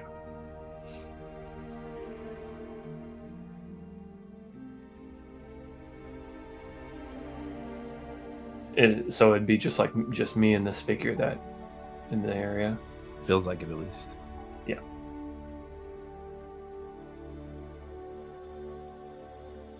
You do feel comforted by the strength in a way. You feel a bit stronger again. Yeah. I'd just say I feel the power that you have granted me, and I thank you for that. But my friends do not need to be harmed. They have no quarrel here. Revenge comes at a price. The fires that burn those you wish to kill may burn those around you. You must be willing to make sacrifices to achieve the things you want, to burn away everything around you. You have chosen this already. You have taken this path. Your friend's destiny is their own now. They are beholden to your power.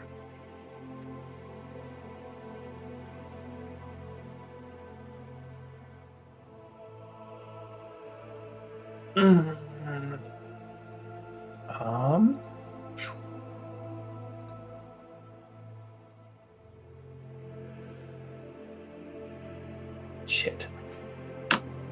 Way to send me for a loop. You're on mind blanks now. You still have an attack. We'll call that a free action so far, but that's a lot of dialogue for 6 seconds. Yeah.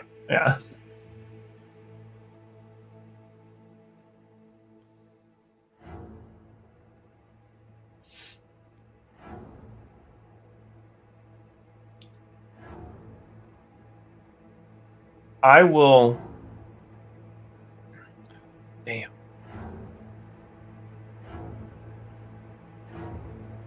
I don't know what to do. God damn it. I'm just gonna look at it, and I guess I'd say leave my friends be, or you'll force my hand.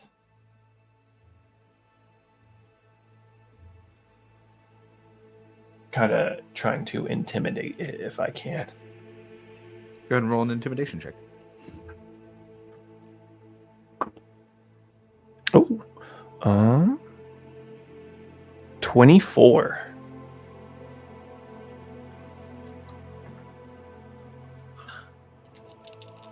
You feel your hand start to burn as it grips the burning heart.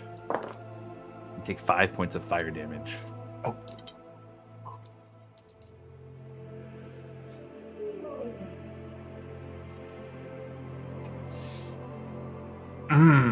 Remember who powered your hand in the first place. You cannot fight the power against which it came from.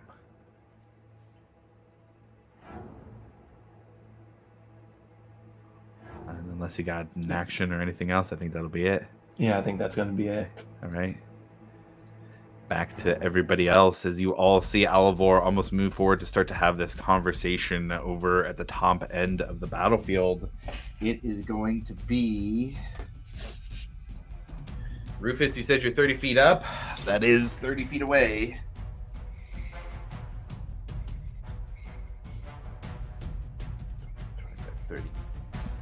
Grim, you are out of it. So Rufus, I need you to make me a dexterity saving throw. Can do. 14. You are going to take 13 points of radiant damage. Shit. Half of that for evasion, right? Yes. So half on a success. 6 or 7. Rounded down. So if it's 12, it'd be 6.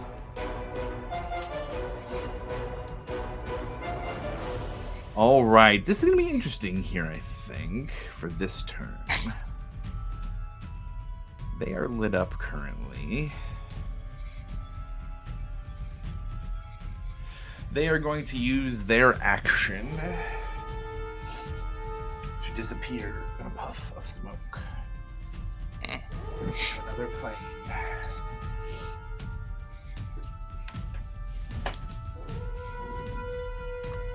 We have the one by Breck and the Echo.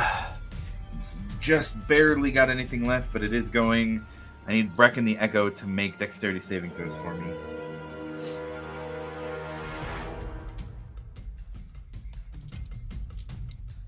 I got a 9.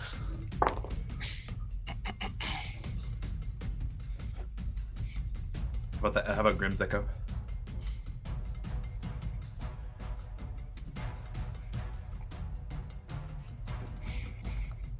Johnny Grim's Echo? You gonna save for that? 17 for the 17 meets it, beats it. So that will be still alive on that. Breck, you are going to take 18 points of radiant damage. And that's going to take us to Ekamos. I'm going to move out of the darkness and be next to Squall. Okay. Putting me 35 feet away from that rock. A lot of hits from that thing. And then I will cast Eldritch Blast on the rocks or the crystals near Breck. Sure, yeah. Let's do them individually based on where it's at. Go ahead and do the first one.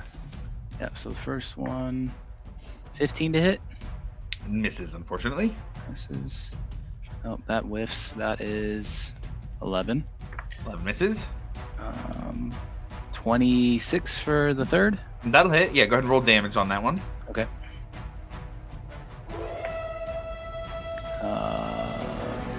14. 14 is enough as it shatters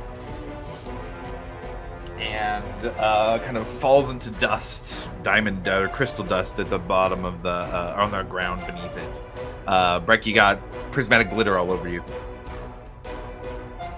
Nice. My last beam, I'm going to shoot at the one in front of me in Squall. Okay, yeah, go for it. Is 24. That hits. And 14. 14. Okay, another chunk flies off of that one. But it is still pretty sizable. Anything else for you? That's it. Okay. All right, that takes us to Rufus. All right. Actually, hey, real quick, Ekmos, you've taken some damage, right? Have. Concentration checks for darkness. Oh, yep. Let me see. I think it's con save, right?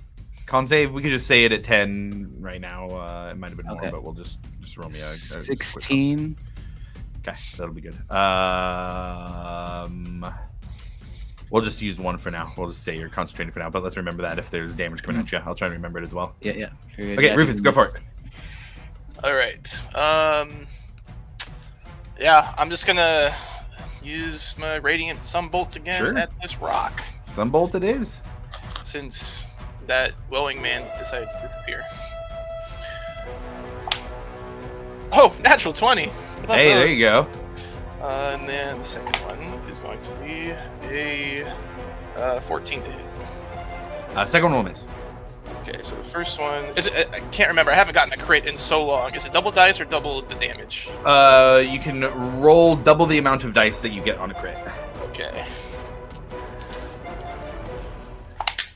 So it's going to be 5, 9, 14 points of damage. Very nice. Uh, Truck comes off there. and then I will spend a key point and do it again. Yeah, go for it.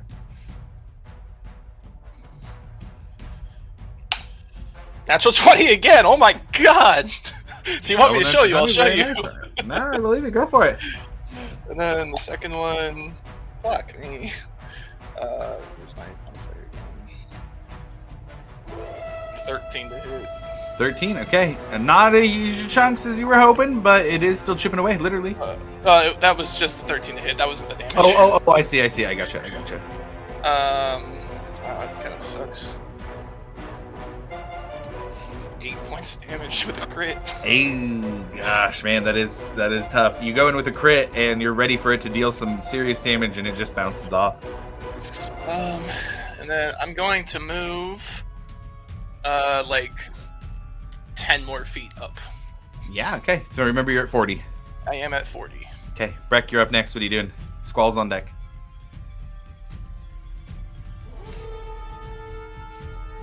You want to move me 25 feet closer to the rock on the left?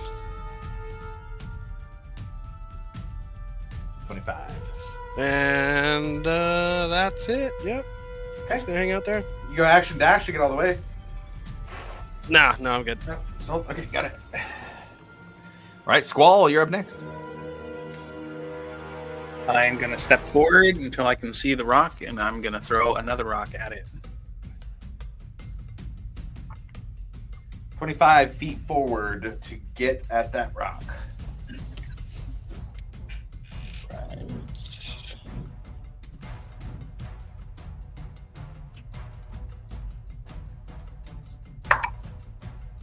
22. Yeah, that hits. That is 10 points of damage. You hit it, and it does not seem to chip away, unfortunately.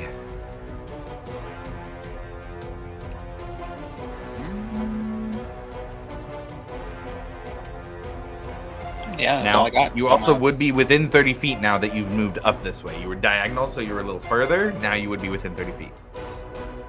Oof.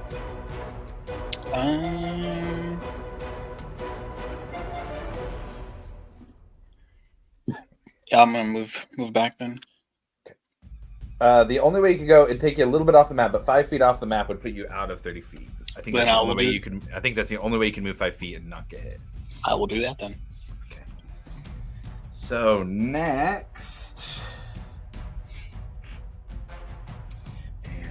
last thing we took there was the Eldritch Blast. So, Breck, go ahead and make me a dexterity saving throw, being the only one close enough to that rock. That's a dirty 20. That will meet it, beat it. So, ooh, that's a nice roll too. That's going to be 10 points of force damage to you. That's reduced down to half. I'm gonna use a 3rd level Hellish Rebuke. Okay. It'll automatically fail the save.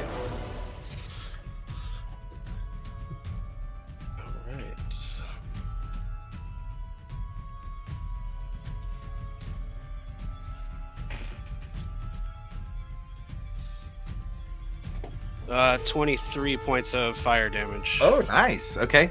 Yeah, huge chunk. Instead of it breaking away this time, like something's hitting it, it starts to melt off of the crystal. That gets rid of quite a bit of it. That'll take us, because that is its turn. That'll take us to Johnny Grimm. What are you doing? I can't really do anything. I'm not that damage savvy. Oh, God.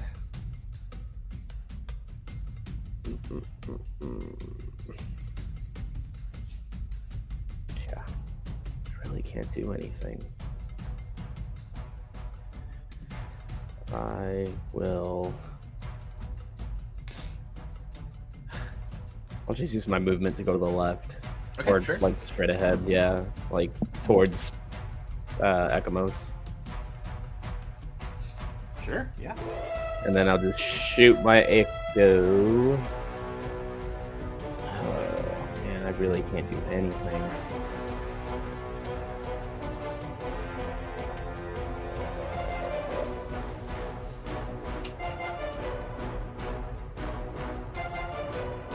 I'll just shoot my Echo forward 30 feet. Okay. Towards Breck.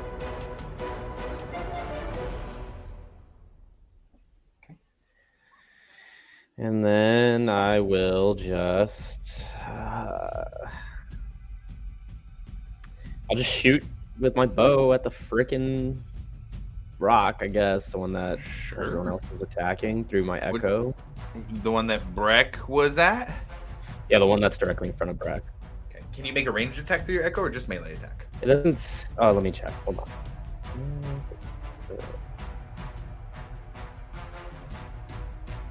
Yeah, when you take the attack action, any attack you make Any can originate attack. from the Echo space. Yeah, go for it. Oh, so any attack. Huh. This would be so stupid. It's the strongest thing that I have, but I'm not proficient in it. I do have the palm pistol.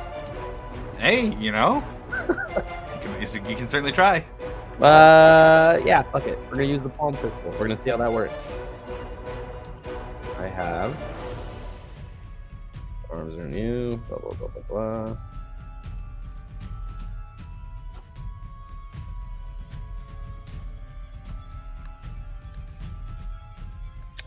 Okay, here we go. I'm gonna fire. That is a 21 to hit. 17 plus 4. Yeah, that just hits. Whoa. Okay. So what am I gonna do?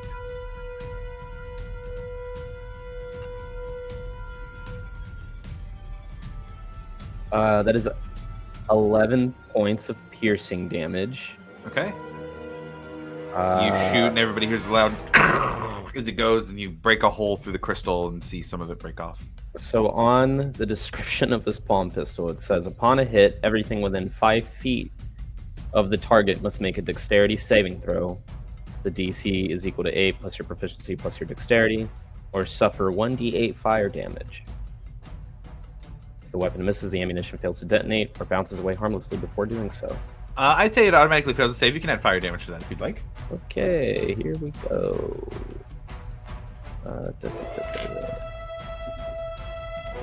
8 points of fire damage.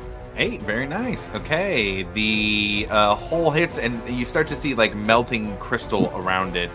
That did quite a bit of damage to it. That's my turn.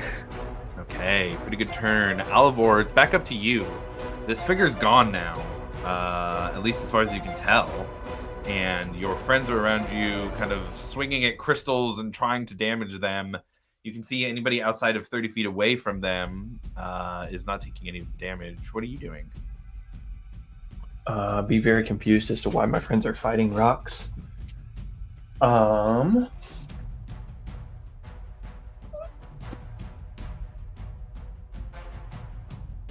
I just suggest that we leave the rocks alone. Just call out and be like, hey guys, how about we don't fight rocks and just get out of here? Yeah, you can absolutely do that. Yeah, you yell that out to the party as a free action. Okay. Anything else for you? Any movement or anything else? Yeah, I'm just gonna... I'll do full movement and bonus action dash to head back towards Grim there.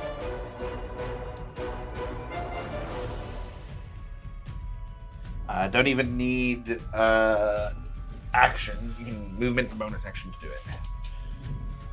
Yep. Okay, got it. Do that. Okay, the next turn, nobody is within 30 feet of that one, so nothing's going to happen. That takes us next to Ekamos. Hearing him say that and noticing, we don't have to do it, I'll just walk towards Grim and Alivor. Okay, anything else? No,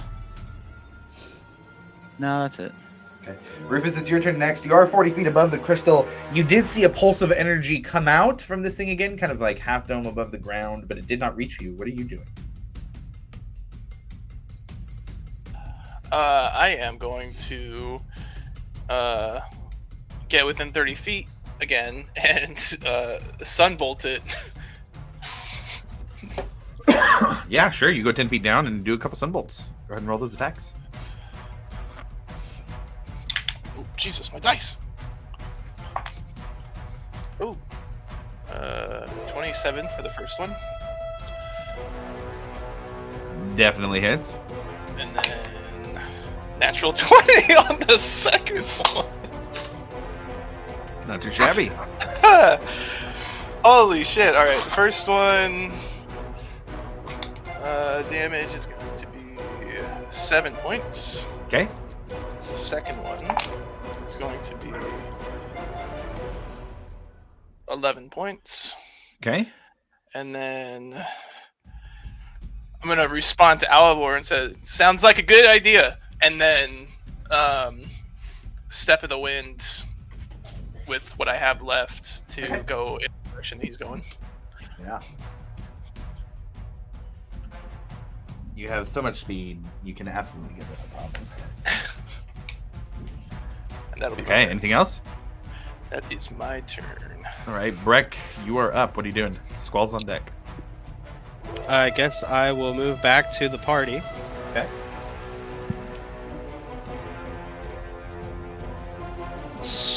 And use my free action. So we just report the magic crystals to the local magic authorities? Because we have people out here gathering roots and stuff. I'd hate for them to be attacked by crystals. I think we should destroy him.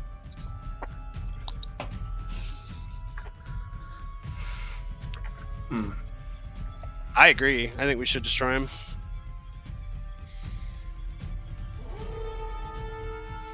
And that's my turn. Okay, Squall, you're up next.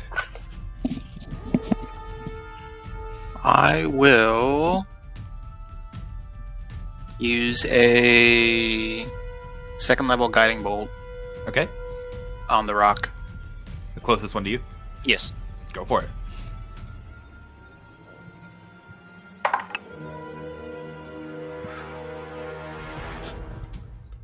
Can I use my last Cosmic Omen? Yeah, that's fine. Absolutely.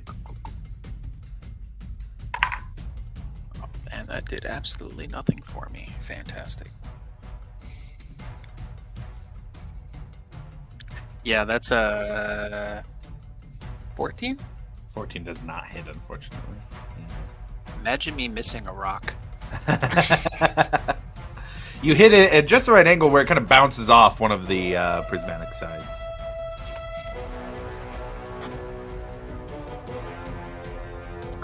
Yeah. Okay. That's all I got. All right. It's one of theirs next. Nobody's within 30, so we're good there. Grim, what are you doing? Oh no.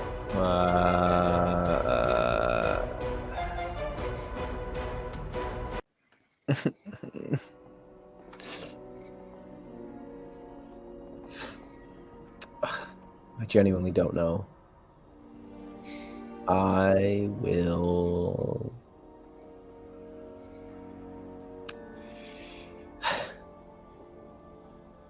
I don't know what to do. I really don't. On one hand, these rocks are hurting me, or trying to.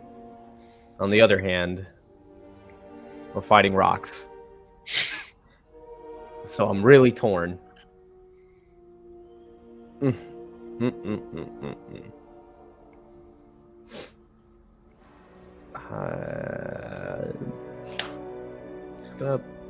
I'm just gonna see what everybody else does.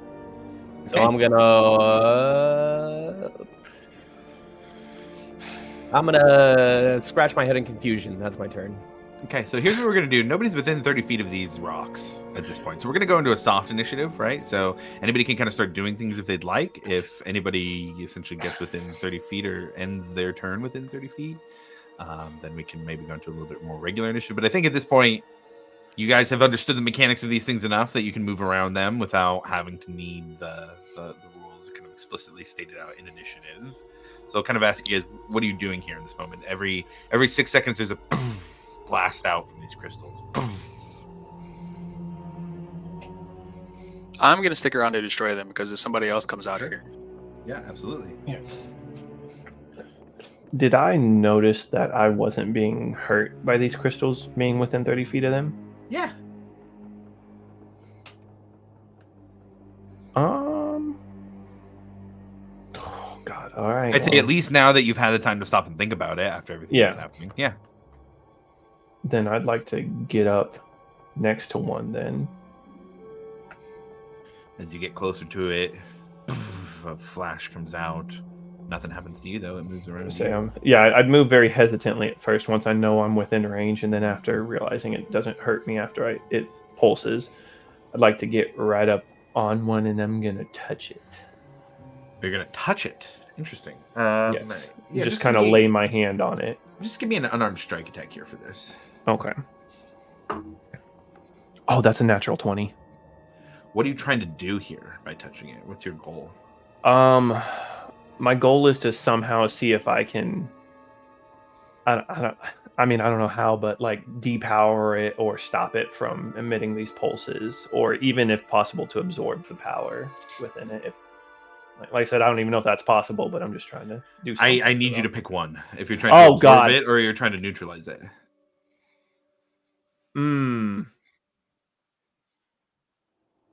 Let's just go for the neutralize.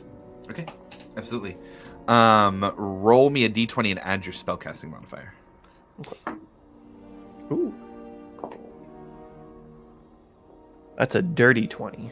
A dirty 20. You beat it by 1 on the roll that they had.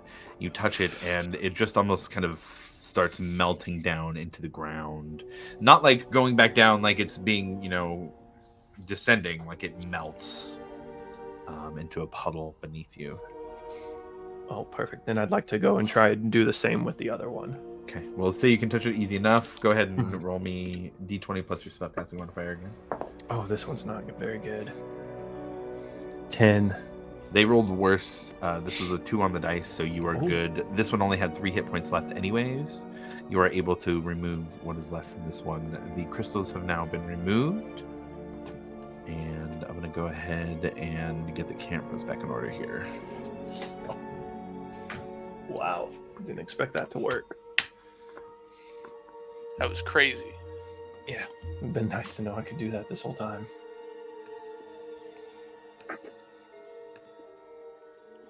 Oh. Who'd we lose? We lost the extra camera. Oh, okay. I was very. The new camera angles got me all messed up. All right, you guys are now here standing in. There's this odd, latent energy that's left over here from the magic that was here. Nothing currently running through, but all of you are feeling it. I think before we take a break, I'll see if there's anybody who wants to say anything or do anything before we start moving on from here, from the next stuff, or to the next stuff. I'd like to collect a couple pieces of the crystals if there are any pieces of it. You can find some shards, yeah. Yeah, I'd pick up a few shards. Absolutely.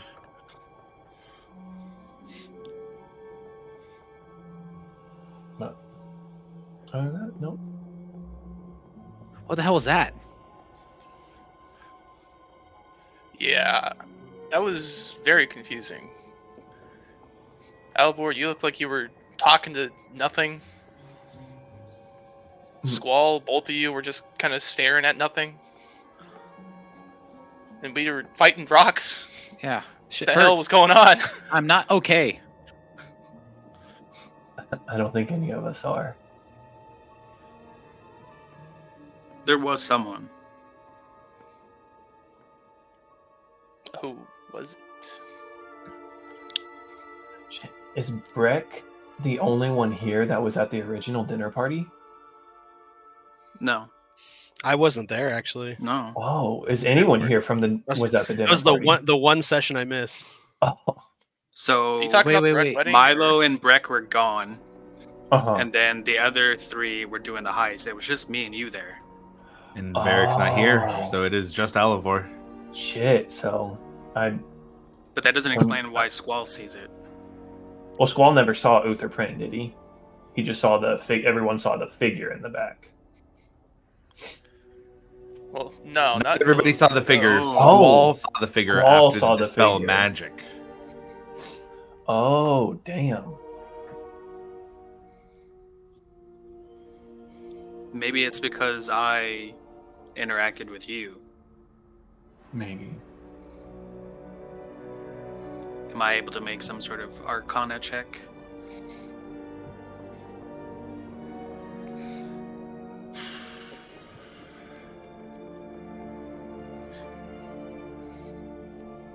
Oh, an insight check. Can I use a divine sense? Sure. Can I use guidance on this? Yeah, that's fine.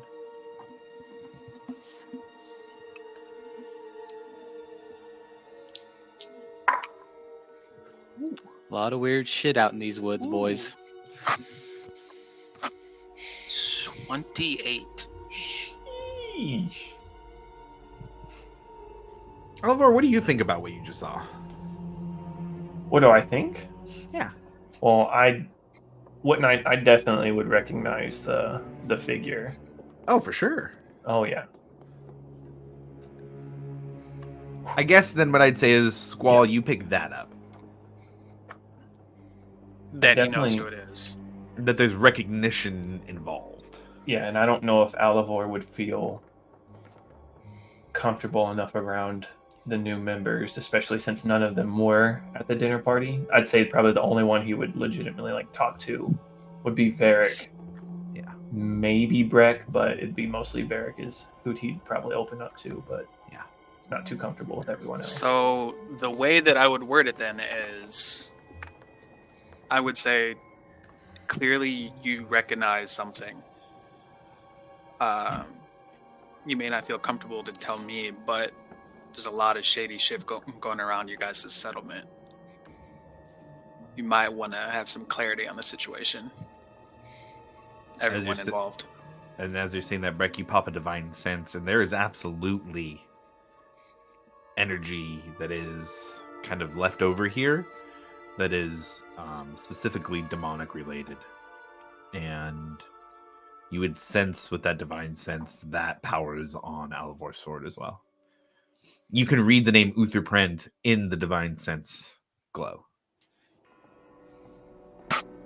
Say I'd probably say I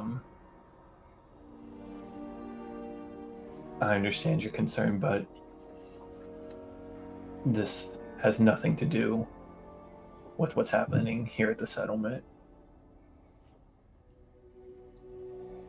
So its relative proximity to this element is just coincidence.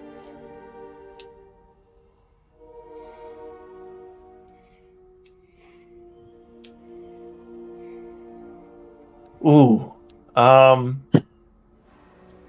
don't know, because I would definitely know its relative proximity to me is why it's happening, but It's all on how you phrase it. Let me think. What'd you say again? How'd you say it? I said so its relative proximity to the settlement is just coincidence.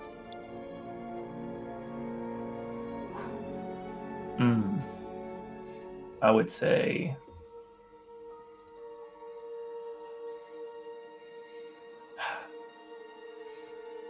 I believe so. A lot of strange things do happen. But I can assure you it doesn't have nothing to do with the settlement.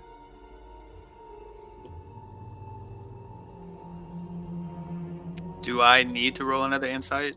I think you get the sense that he is telling the truth there, in that, especially in that last part. Okay. I think Alivor, roll me a deception check. Yeah. The problem is the I believe so. Yeah. You don't believe so. What? Yeah, sorry, Kendall. That's a natural 20 for a total of 30. 30. So I will say, I'll still give Squall that Alivor knows this isn't directly related to the settlement. Like, he knows it.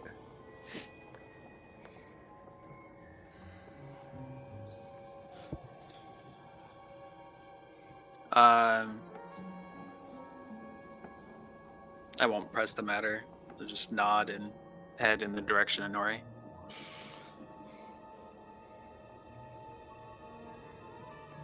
Alivor, just leave it at that and start heading the same way. Well, as much as we would love to talk about this some more, we should probably hurry up and finish up what we're doing and then get back to the settlement.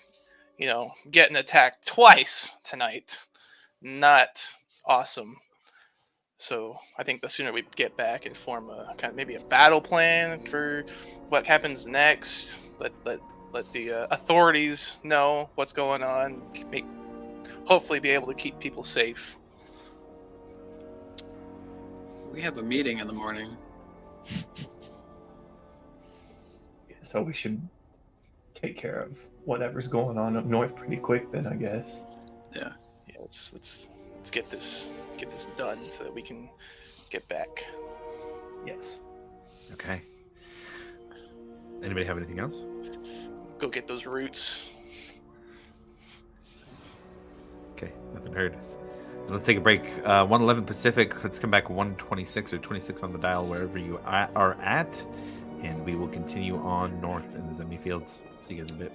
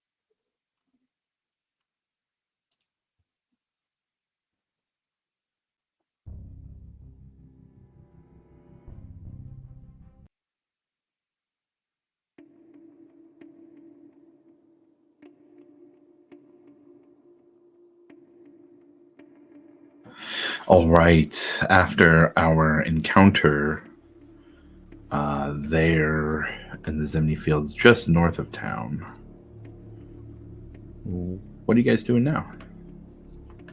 Looking for my friend. You got a ping on him, so that's fairly easy. I would have to use it again. Okay. Yeah. So if you'd like, you can travel that way and see if he's still there. And you can generally remember the direction. Yeah. Okay. Like I said, about 3/4 of a mile, takes maybe about 20-30 minutes or so. As you guys get close to the area the last area that Squall remembers pinging out, you do see that there is a little bit of a small foothill here, with a bit of a cliff face on one side, the side that's facing you guys. Squall, if you had to guess, the foot of this foothill would be about where the ping last went off. I will look around. So I'd say you guys are probably, let's call it 500 feet away or so now. If you want to give a perception check out this far for just looking for things, you can absolutely do that. But you guys are a bit of the ways out here currently. I was giving you guys plenty of room so you guys can do it, approach how you would like. Can I, instead of doing like a general like perception, could I look more specifically for like tracks or like signs of people or animals being in the area? Sure, for that we'll go survival. Perfect. Guidance.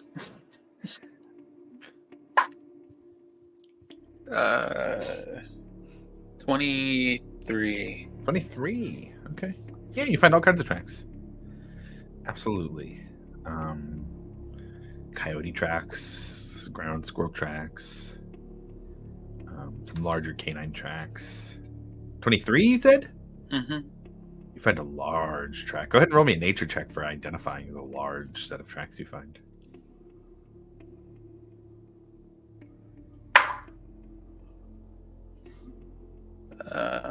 26. 26. Oh man, yeah. You find the footprints of something that is large, maybe reptilian of some sort.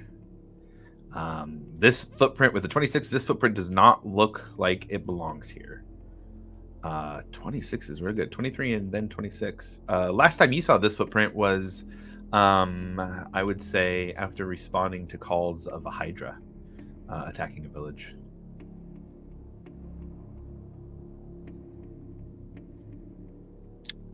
Well, that's not good.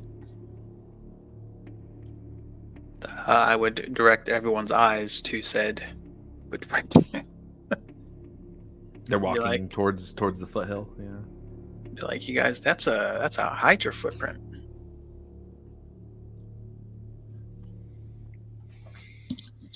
Hydra, like multi-head things.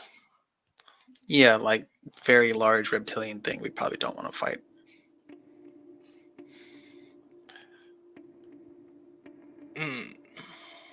I mean, we fought dragons. I mean,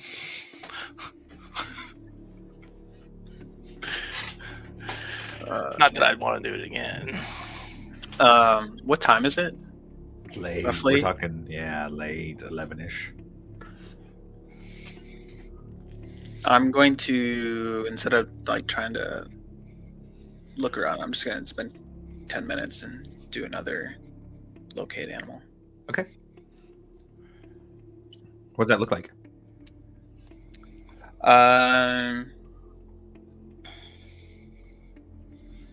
Maybe like taking a knee and just kind of like touch the ground and his typical starlight covered eyes. Okay. Anybody want to do anything in that 10 minutes? Okay. Just keep an ear out. Just listen. I'm gonna heal. Gonna heal. Okay. Rufus, roll me a perception check.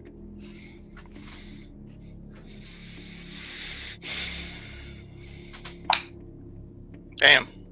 7. 7. A A lot of nighttime forest sounds. Crickets make it hard to hear anything beyond 100 feet or so. Cool. Ekamos heals a little bit. Squall, 10 minutes pass and you get the ping about the same spot. About 500 feet off. Base of the foothill. Now that you're this close, you could tell not at ground level, maybe about 50 feet above ground level.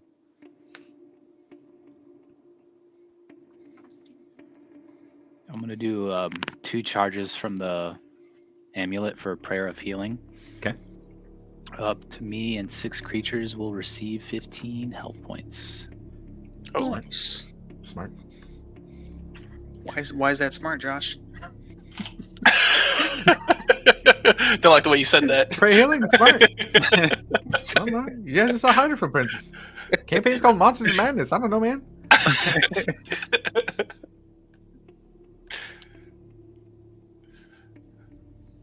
I am going to stealthily make my way over there. And I will... When you say making my way there, how far are you moving up to the 500?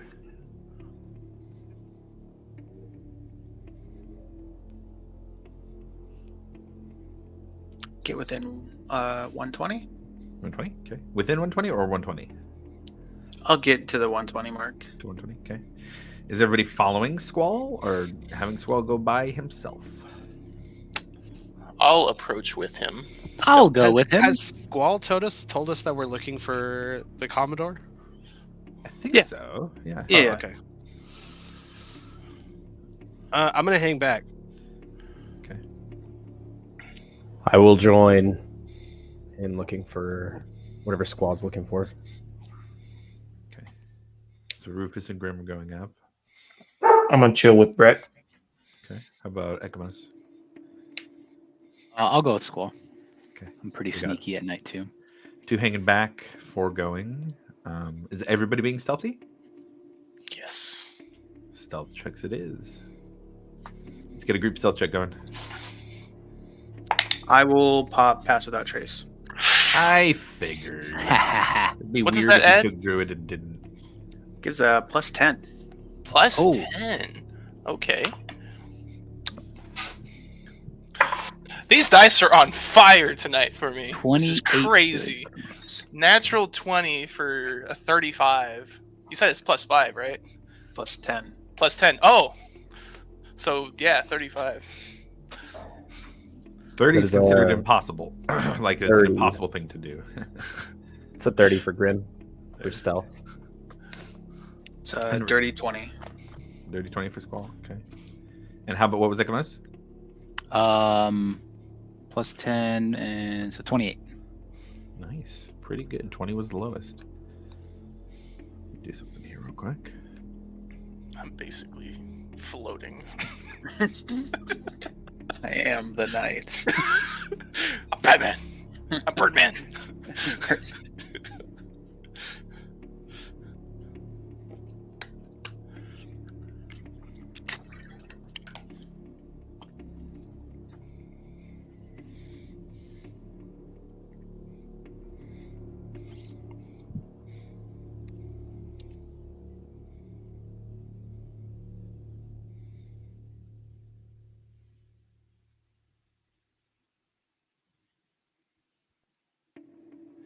So you guys get a little bit closer here. You can now see the cliff face. Everybody's quiet. Go ahead and roll me some perception checks if you guys are looking around. We'll do a perception check. 25. 16. Dirty 20. 19. Okay. And 25 was the highest. Yes. That was Squall. Squall, you look up and see. This is very interesting. You guys are 120 feet away, so you'd be 30 feet off the map, but I think I could show you the map. Ooh. Don't like that.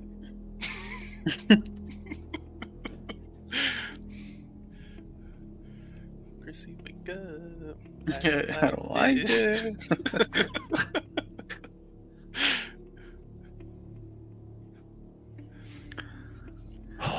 Oh boy. Oh boy. Yet. Uh-uh. Take it back. We're going. We're leaving. Turn around. Say cap right now. Please say psych. Say psych. Please say psych. Yo, what if this is... Wait.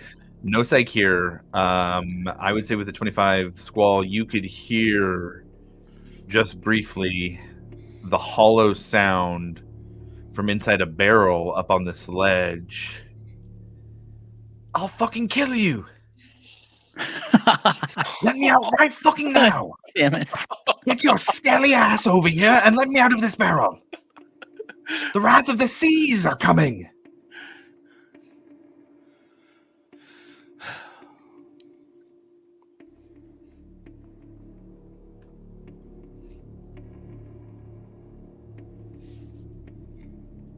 I will whisper very, very quietly.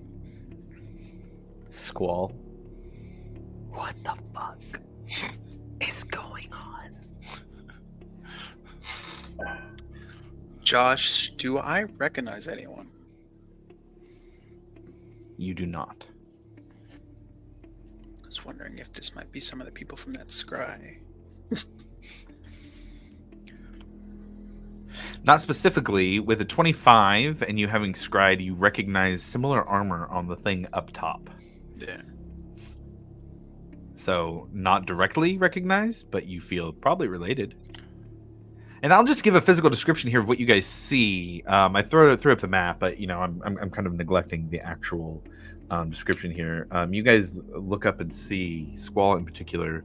A barrel on this ledge over here that's kind of hanging off the top. There is a dragonborn with like gold-colored skin, red cloak, a large sword. They seem to be holding a bottle of some sort in their hand. But oddly enough, you see small wings sprouting out the back on that one. Then the one up top is a silver-scaled dragonborn, large.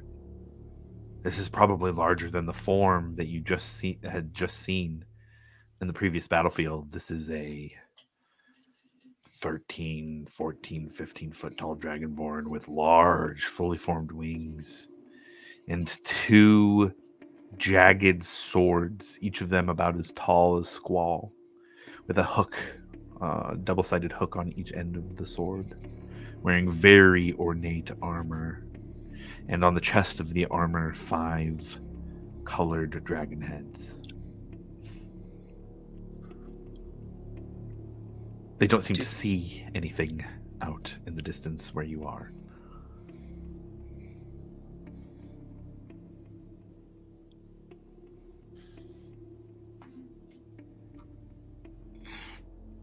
And you said they're 120 feet, right? You're 120. You're just off the map here. That I have on the table. Can we make out like detail in the armor? Squall can communicate that with you guys.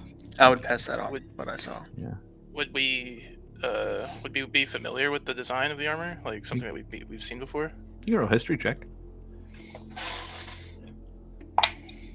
Do we all roll a history check? Yeah, that's fine. Where is it? 10? 20. Dirty 20 for Grim. Yeah, it beats me. 4, no idea. What is that? The 5-headed dragon invokes the betrayer god Tiamat. It's not new information to you guys that there's a cult following Tiamat down in the scales of Scars and Tooth, down in southern Wildmount. It looks familiar enough to some of the dragonborn that you fought that's the vibe you get. They seem associated. This is not a new organization. This is not a new set of armor that you're seeing. So, I mean, it is a new set of armor, but it's not a new type of armor that you're seeing. These guys again. Closer to the armor in Squall's vision than the ones you guys fought on the fields before. If you had to guess, they are now higher ranking. And if I'm not mistaken, they want what Breck has. I don't think you're mistaken.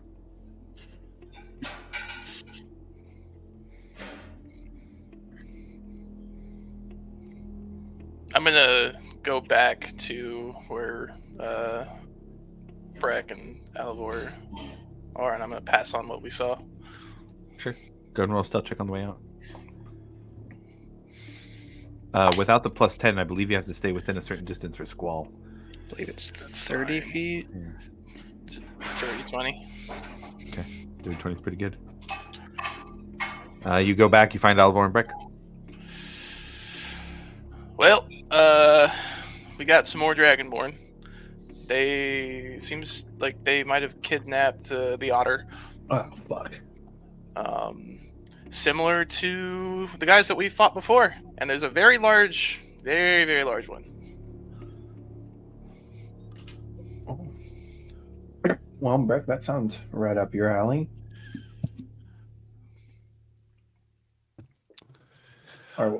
You're saying they captured the Commodore? Yeah, the otter. You can't allow that, honestly.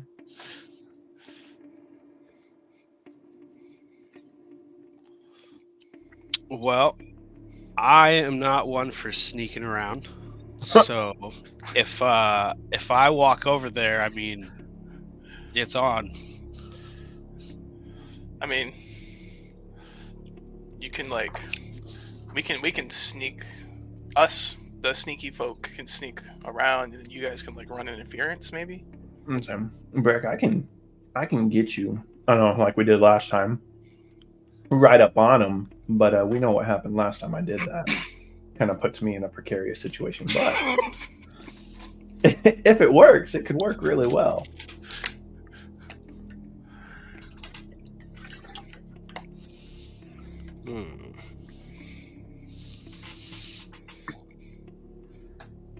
I mean, I am all for trying.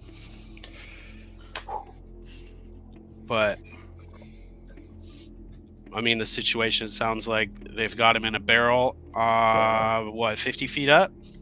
Well, Yeah, it's pretty high. That's no problem for you, though, Rufus. You got 35. You go up there and grab him. Maybe. Yeah, I could. You're right, I could. I've also seen Harry Potter, so.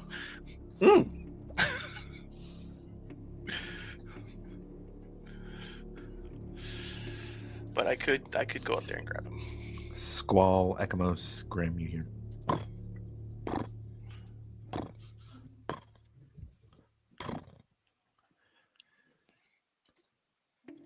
Like a horse? Footsteps. Off, probably to the left of where this is, there's a corner that you start to see a serpent-like head peek around. As over the next 2 minutes. Oh what? My god. Oh my god. You see a hydra, almost sickly at first, you think, when you see it. There are bones jutting out from the ankles and knees. The spine has pieces of bone protruding from it. The horns on the main hydra head seem to be made of wood. This is some twisted forest creature version of a hydra, amalgamated from possibly the corpse of one that used to live, and now some kind of magic animating it.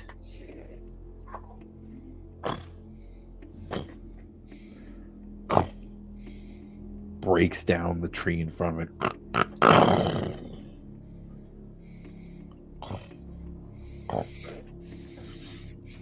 Brother,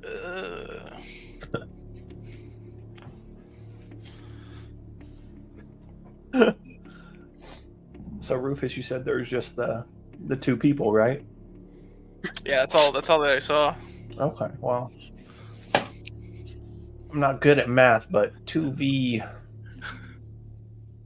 2v6. I kind of like those odds. I think we could. I think we got the odds in our favor. Not gonna lie, the big guy might pose an issue. Breck, you know we can't let them have the Commodore.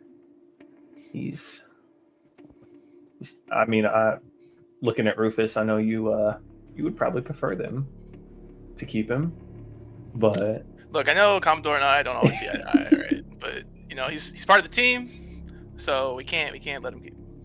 Yeah.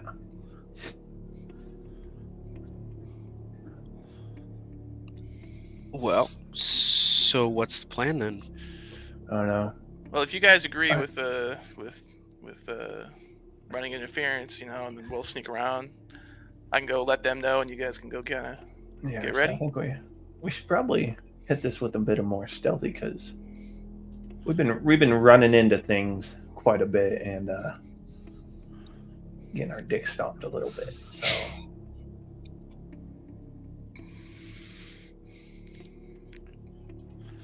Breck, how are you with stealth? Fucking miserable, dude, but I'll do my best. I'm gonna give myself 15 more points of lay on hands. Sure, yeah, absolutely. Damn, Breck, I don't know if I can help you with stealth or anything.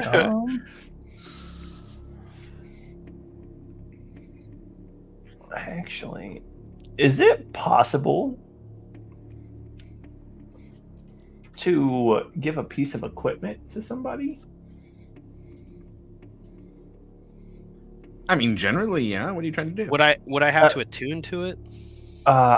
No, it does not say any attunement on it. Could I give Breck see if he could fit into my boots of Elvenkind? He should be able to help you on your stealth, bud. So I'm pretty light on my feet. Roll at least. Huh? I think it would turn into a straight roll at least for him. Does he have disadvantage on stealth? Yeah, I'm wearing plate, dude. Ka-chink, ka-chink, ka-chink, ka-chink, ka-chink, ka-chink. Okay. Well, I mean, these I'm pretty light on my feet myself, so I think these might help you a little bit. I would just like them back, of course, after this. Oh, but they fit so well. I know they're soft, aren't they? Yeah, they're nice. They're like fucking clouds. We can discuss giving them back for a price. Oh. I mean, if you want to pay me for them, I'd be willing to sell them to you. Well, you just said you were giving them to me.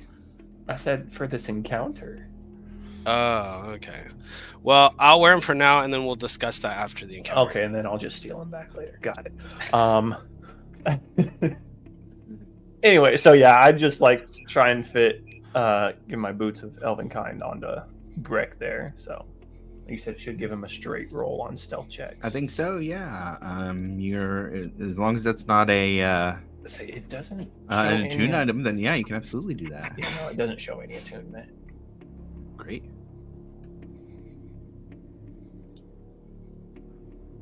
So Brecken, Alivor trade shoes. What's the team up front doing?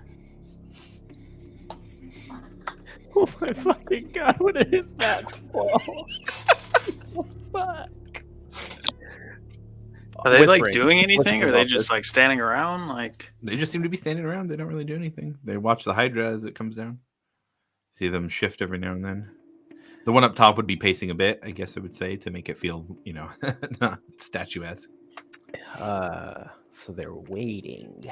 yeah, I would say, does it look like they're like waiting for somebody, or? Could be. How far is the barrel from us, of where we're at right now? You guys are 120 feet away from the base, and then it's about 35 feet up in the air. Good God. Okay, well, I mean, are we gonna try and fight this, or are we just gonna try and get in, get out type of thing, This is looking like a get in, get out kind of thing. Well, I do have a potion of speed, which would double my movement for a minute. Well, it would essentially cast the haste spell on me for a minute. But I can get there. try and just crack open the barrel and get them out and run back, but I would assume I'd be open for a lot of attacks. And then I could also fly. My main concern is the big dude up there. But I could try it. Or we could cause a distraction, and as they go for you, I could beeline it to the barrel and then yell when I got him, and we could all just run. Josh, I have a question. Hit me with it. If I were to drink that potion and then transform into something, would that still affect me? I don't see why it wouldn't, unless there's something that says if you polymorph or change shape, then the effect no longer applies. Now you're thinking with wings.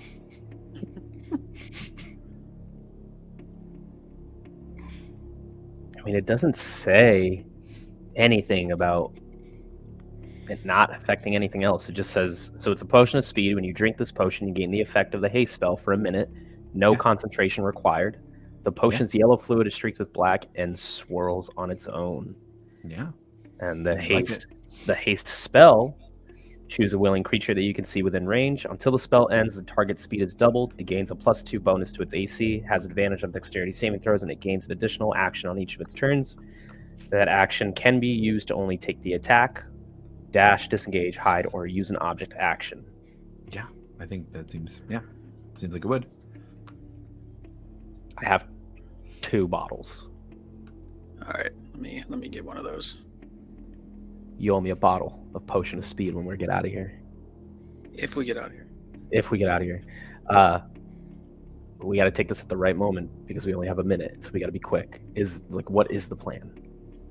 I am going to transform into a giant owl. Do you want me to rush in immediately, or are you going to cause a distraction? I'm going to get in and get out. Are you going for him, or what do you need me to do? I don't need you to do anything. You want me to stay? Yeah. We're not trying to fight. I'm getting in and I'm getting out.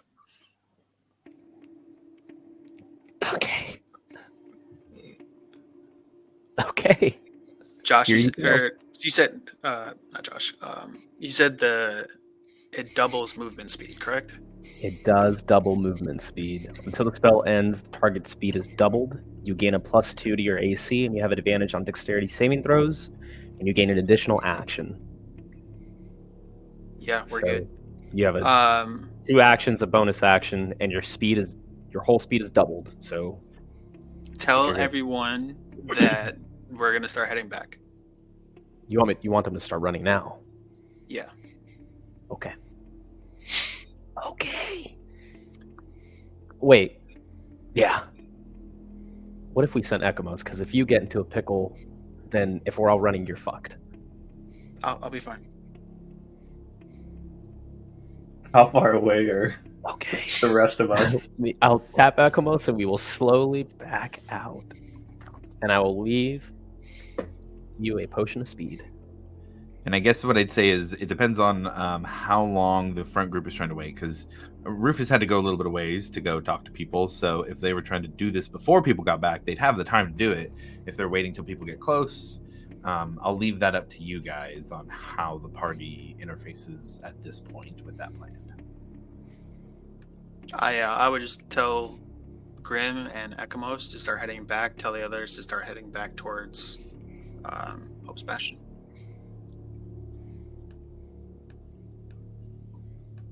And I will catch up. Okay. All right. So let's do this. For Alivor, Breck, and Rufus, give me stealth checks for your approach to where you'll meet up with Grim and Ekamos. God, this is going to be so bad. Oh, not bad. 24. I also got a 24. All right, Breck. You guys ready for this? This is a big stealth roll. You got to make it straight at least. I got a 10. No, it's double digits. It's okay.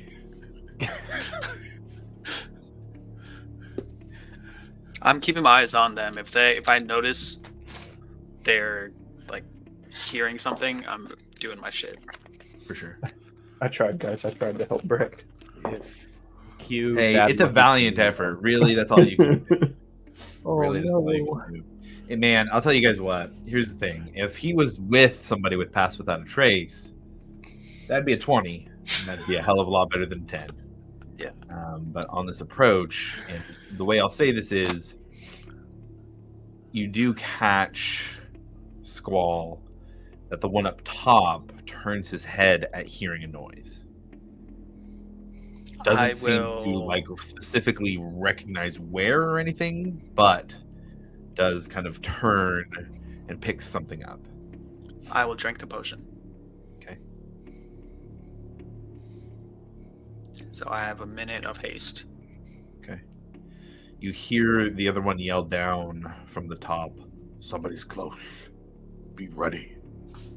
You see the one next to the barrel take the bottle and pop a cork. One of them? Uh-huh. The one who's next to the barrel. Are we still with Squall? I would say you guys have left. At this point, you are meeting up with Breck and Alivor, probably about 150 feet away from Squall. All right. I'm polymorphing into a giant owl. Okay. I need you to roll me a sleight of hand check because I believe there's verbal and semantic components here.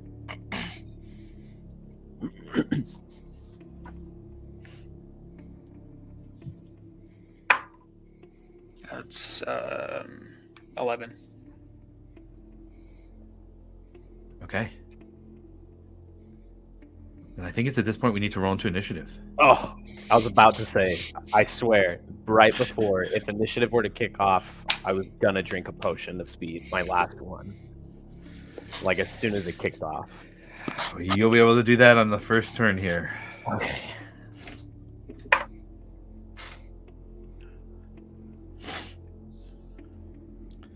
The other 5 members of the team are 270 feet away currently from the base of this mountain. Squall, you are 120 feet away.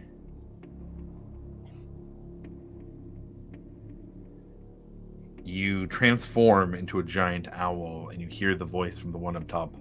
There, in the bushes. Finally. Let's get initiative started here.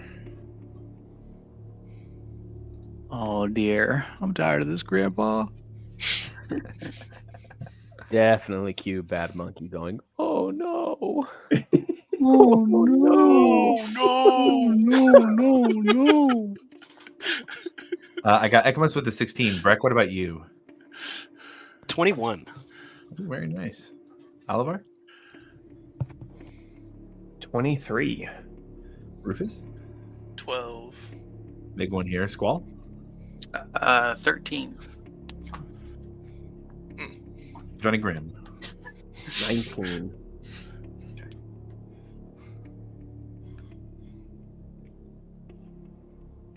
All right.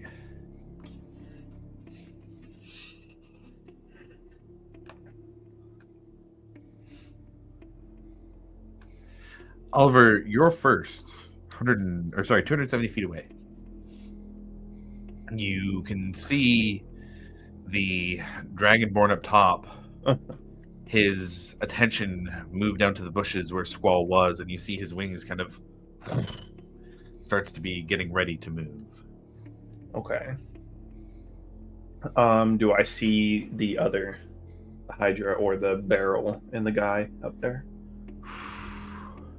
You wouldn't see the Hydra. I'd say there's tree covering blocking Yep. you from 270 feet away. I'll give you that you see the guy next to the barrel, but it's from distance. 300 feet is not terrible, but it's not super close either. All right. Well, knowing what I know, I'm going to. Did Johnny Graham and all them? Did him and Ekamos You guys link are up all with us? together. Exactly. You guys are okay. together right now. So You guys yeah, met up so- at 270 feet away. Would so I yeah, have had I would enough be time like- to explain what was going on to them, Yeah, or we can did say everything that. Yeah, just that's kick fine. off? We can say that for sure. Yeah, I was gonna say, hey, you guys, what's the plan? How are we doing this? I will essentially reiterate the plan that me and Squall had in the beginning, or what we were about to do, which was potion of speed. He rushes in, we get out, and we run. So we're just sending him by himself. He'll be fine.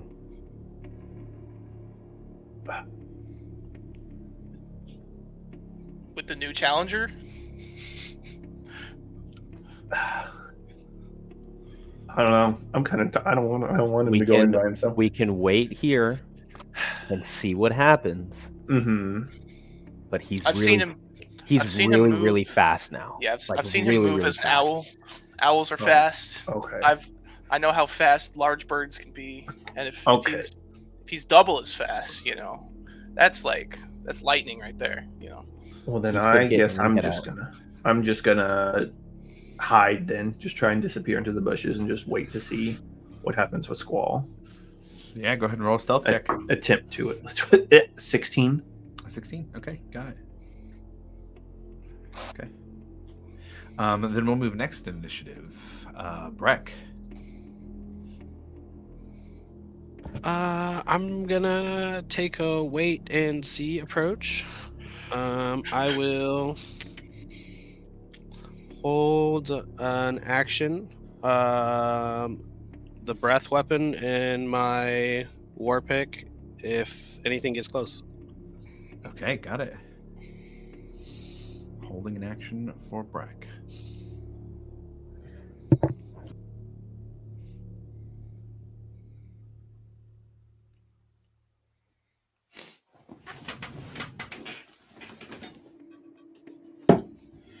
It is now the turn of the one up top.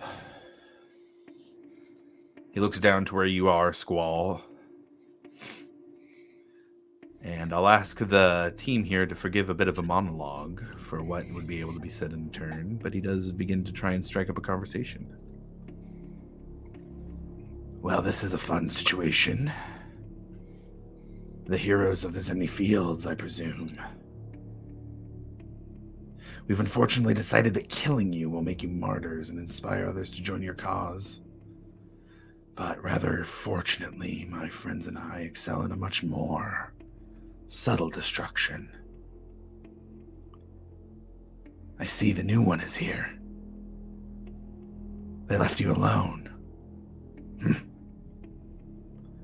Must not matter much to be a new member. If you'd prefer, we can make all this much easier and you can just give me the war pick now. We'll leave your little sentient rodent here to go free. And there will be no tests on the new defenses of your precious little bastion. And the world will begin to kneel at the power of the Ancient Mother.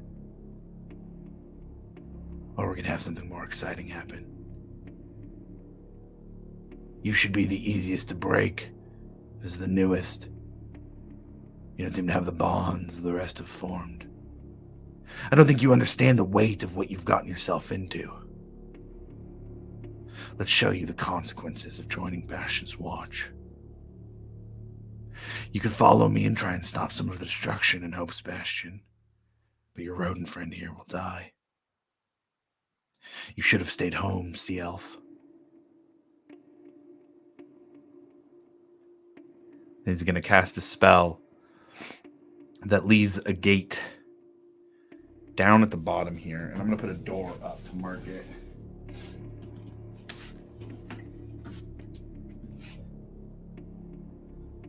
Seems to have a arcane shimmer to it. He's going to move down. 40 there.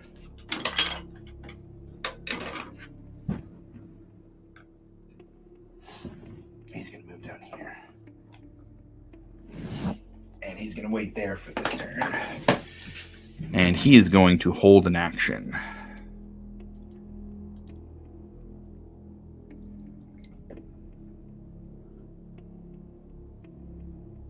And that'll take us to Johnny Grimm next.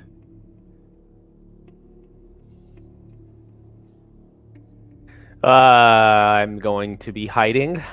Did we hear that whole monologue? I would say so. You guys, well, for 270 feet away, you guys could hear he's talking. So he's like the peanuts, like womp womp womp womp womp. Yeah. Do you understand? Do you know what he's saying over there, dude? I can't really make it out. I can't. Know. He's so far. I don't know who he's talking to. Yeah, I don't know. I'm gonna hide. Okay. You're gonna roll stealth check. Okay.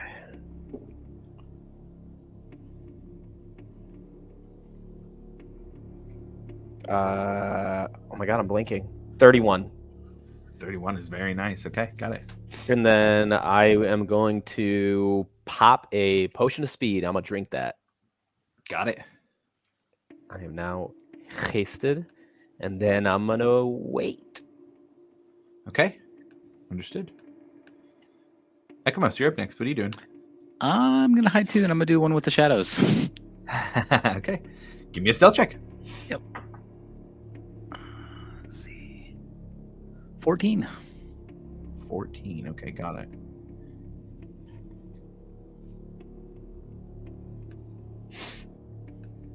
Squall, you're up next.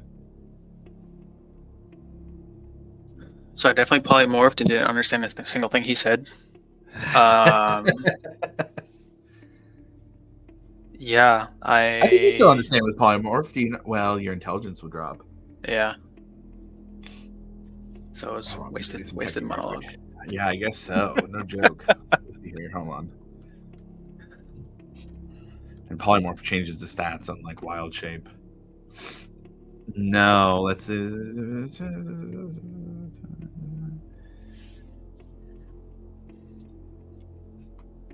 language is a part of the game stats replaced by polymorph.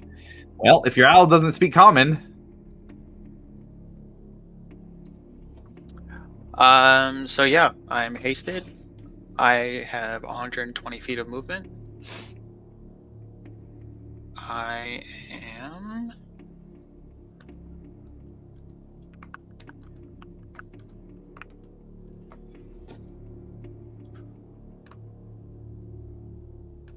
Is it an action to grab the barrel? I would say in this case, yes. Okay. So I am going to straight shot to the barrel. Okay.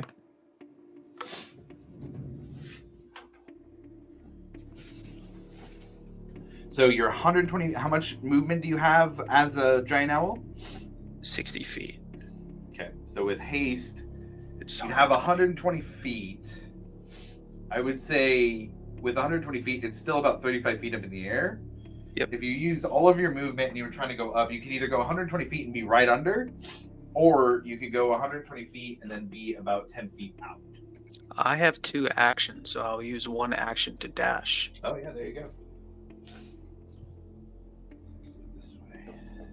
Yeah, 1 action to grab it, 1 action to dash.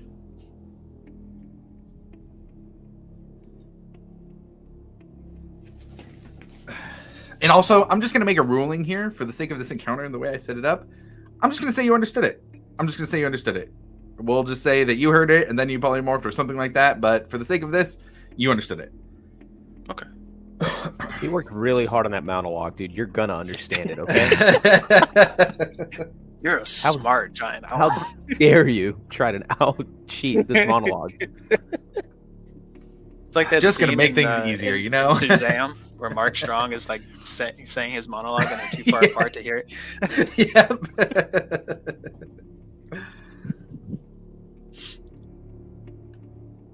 So yeah, I'm gonna grab the barrel and I'm gonna use all my movement to get away.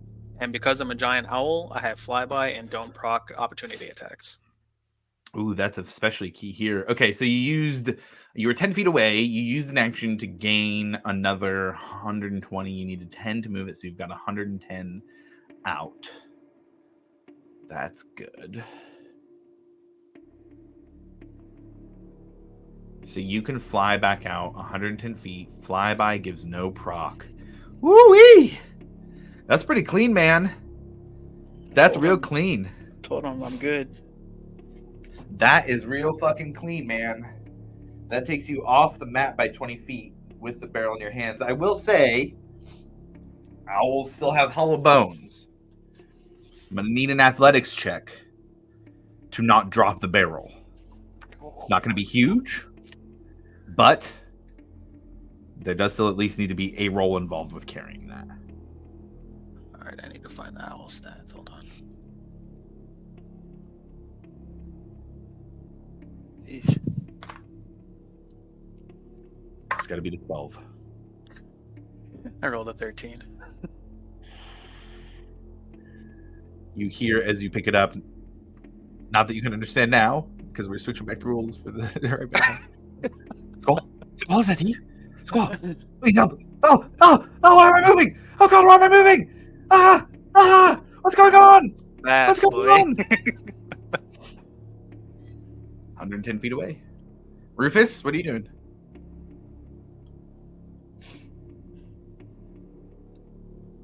You're muted. Sorry. Actually, being so far away, we couldn't really see this, right? You guys generally see it. 270 feet is not so far that you couldn't see what's going on, but you don't get like specific smaller details. You can't hear what they're saying. You can't pick out, the armor this far away. It's a little farther and harder to see, but you can see. Do we just see like a giant owl becoming? Yeah, you see the giant owl now is about 160 feet away from you guys, heading your way with a barrel in its talons. In that case, I'm gonna yell out, "Beat feet!" And I'm going to start running in the opposite direction, 100 feet. Okay. You dip out. Beating feet. Anything else? That's it.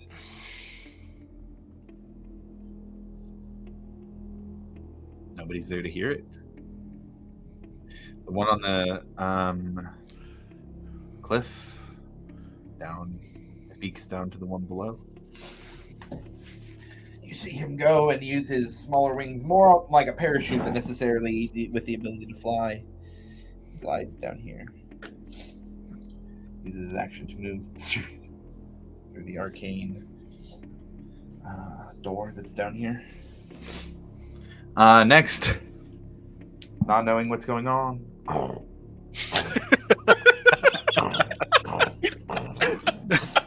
Turns and sees the large dragonborn, gives a loud hydra roar. That's all it's gonna do. Back at the top is Olivar.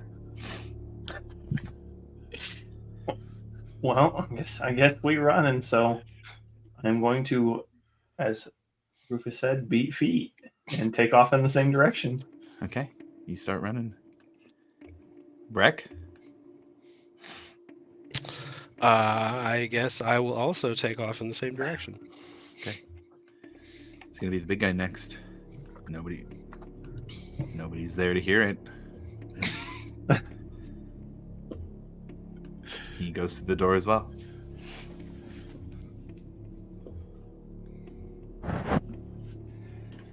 And with everybody running off, I'm gonna give Squall inspiration on that one. Take some inspiration. I already have it. Oh, great. Well, then take the accolades. You have earned inspiration, but haven't used your last one, so good play there. How far are you guys going as you run? He did say go all the way back.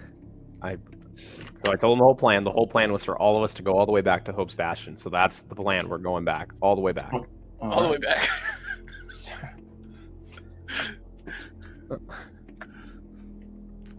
Squall, you'd beat them with your haste and flying speed.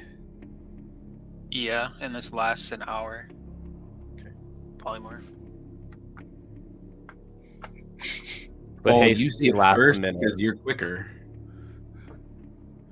As you're flying with this barrel in your talons back towards Hope's Bastion, you see the large form of a dragon breathe fire against the walls of Hope's Bastion and begin to fly away in a different direction.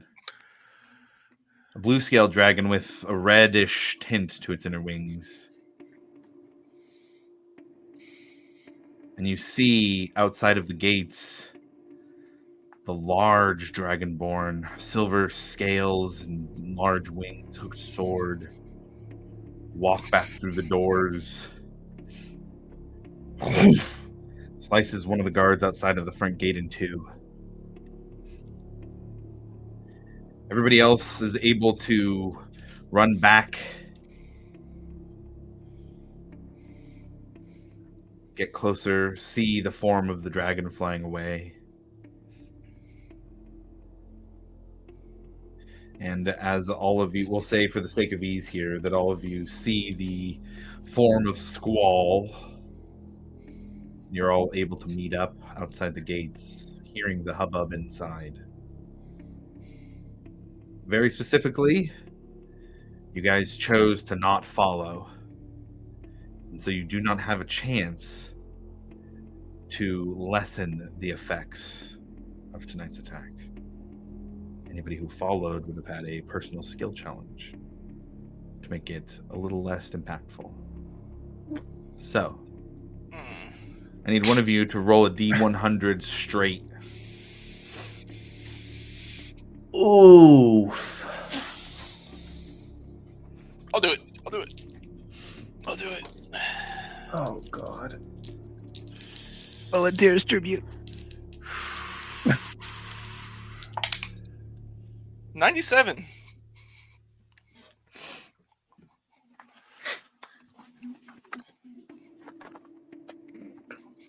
Oh. 97% of the town dies. Starting fresh. Well, boys, Really? guys, we got no ties here. 97. All right. Marquette it is. Dude, we should have just gone shopping. What are we doing? We'll get to Alcantara, we'll spin her up, and we'll head out. Yep, we're done. We're done here. It was worth a try. Yeah. Out. We're going to the Mall of America instead. Going to the Westfield. Yeah, take me to the Mall of Marquette. I don't want to be here anymore. So what I'll say here is then as the group approaches and sees the flying dragon leaving along with the forms of two dragonborn figures, the tall one that you had seen before and one that is shorter but with larger wings, a little bit more gaunt, with daggers in their hands. As you guys are probably about 300 feet away, you see them leaving, and they seem to be nursing injuries. As they move, they seem to be having a little bit of a limp, walking through, or rather the smaller one has a little bit of a limp. They start to fly sooner rather than later. And as the dragon leaves and the two dragonborns start to take flight, there are two Adrenacs that come flying out over the wall to Hope's Bastion and begin to take chase after the dragon. This is not just fighting them off, this is now going after them as well. And as you get in closer and now closer to the door, you do see there was one guard killed on the way out, but inside there are orders being barked by different Righteous Brand members, some of them specifically trained by Breck, telling people to man their stations, going to the watchtower. There are even a couple of small mini ballista that have been put up on the walls that are now shooting these large bolts at the dragons.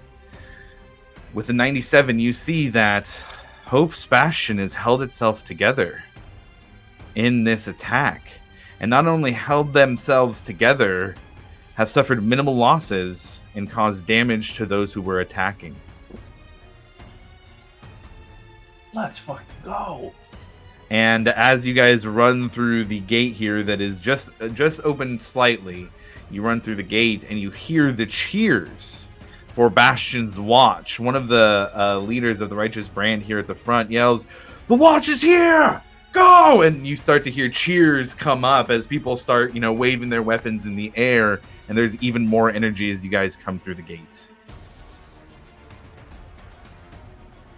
Hope's Bastion is safe, as are you. There is a otter yelling in a barrel nearby, "Get me the fuck out of here!" But what do you guys do here in this moment? Are there any wounded? There's the guy who died out front. How long ago did he get cut in half? I would say, based on how you guys are running, I was talking about like 500 feet away. We would be about a minute. Like exactly a minute? I would say A minute, yeah. I'm gonna burn my last diamond then. Let's go. Okay. I will test. And Breck reaches revivify this down. thing. Give me some flavor on how it looks like for you to bring back this guard. Oh man, just knowing that I trained a lot of these guys and watching them drop like that, I would have just taken off as quickly as I could. Just kind of started, digging through my bag and getting things ready. And then just kind of casting it. Flowers kind of grow over him as it casts. And then, yeah. And he opens his eyes. And there have been no casualties in the attack on Hope's Bastion. Love that.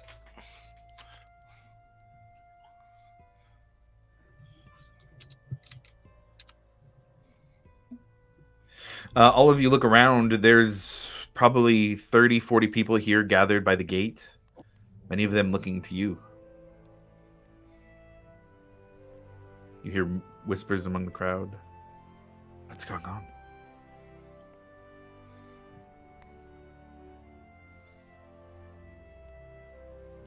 What do you guys do?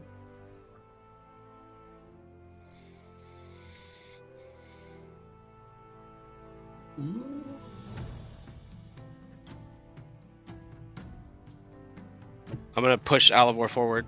Oh god. Speech. Oh boy.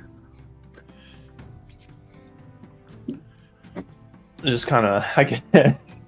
You're like, God damn it, Breck. Guess just look around at everyone. Just seeing how we fended everything off. They fended everything off.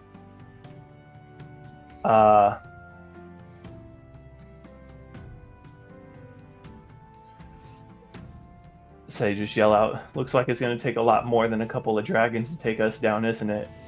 Just fucking... And that's exactly what happens to everybody. Ah! 3 cheers for Bastion's Walls! Ah! And I will say you guys are welcomed back into Hope's Bastion. And it takes only 2 or 3 minutes for you people to start handing you drinks. Oh, yeah.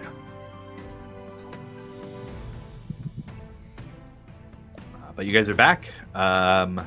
Squall, what are you doing? You still a giant owl, or what's your... No, I'd drop it. Okay. You drop it. Am I able to drop it?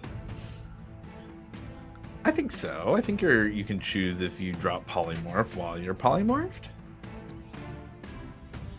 Yeah, I just wasn't sure if the intelligence is high enough to make that decision. What's Or if I intelligence just as a have giant to. owl? Let's see.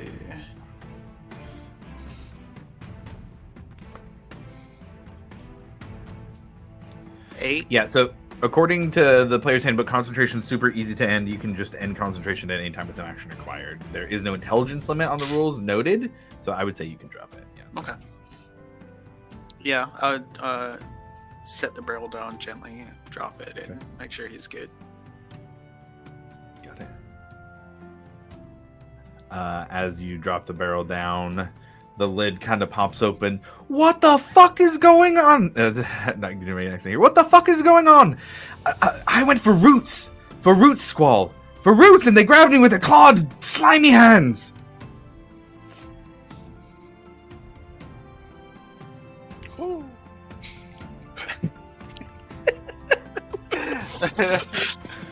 No, I don't think Squall said anything. I think he just gives him a hug.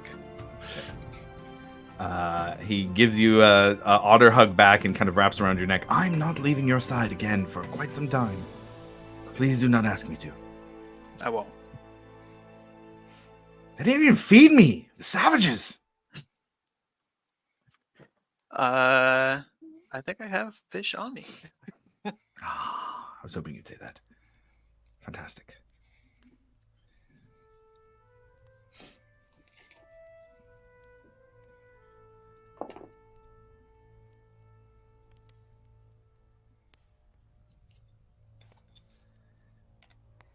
Okay. He takes the fish and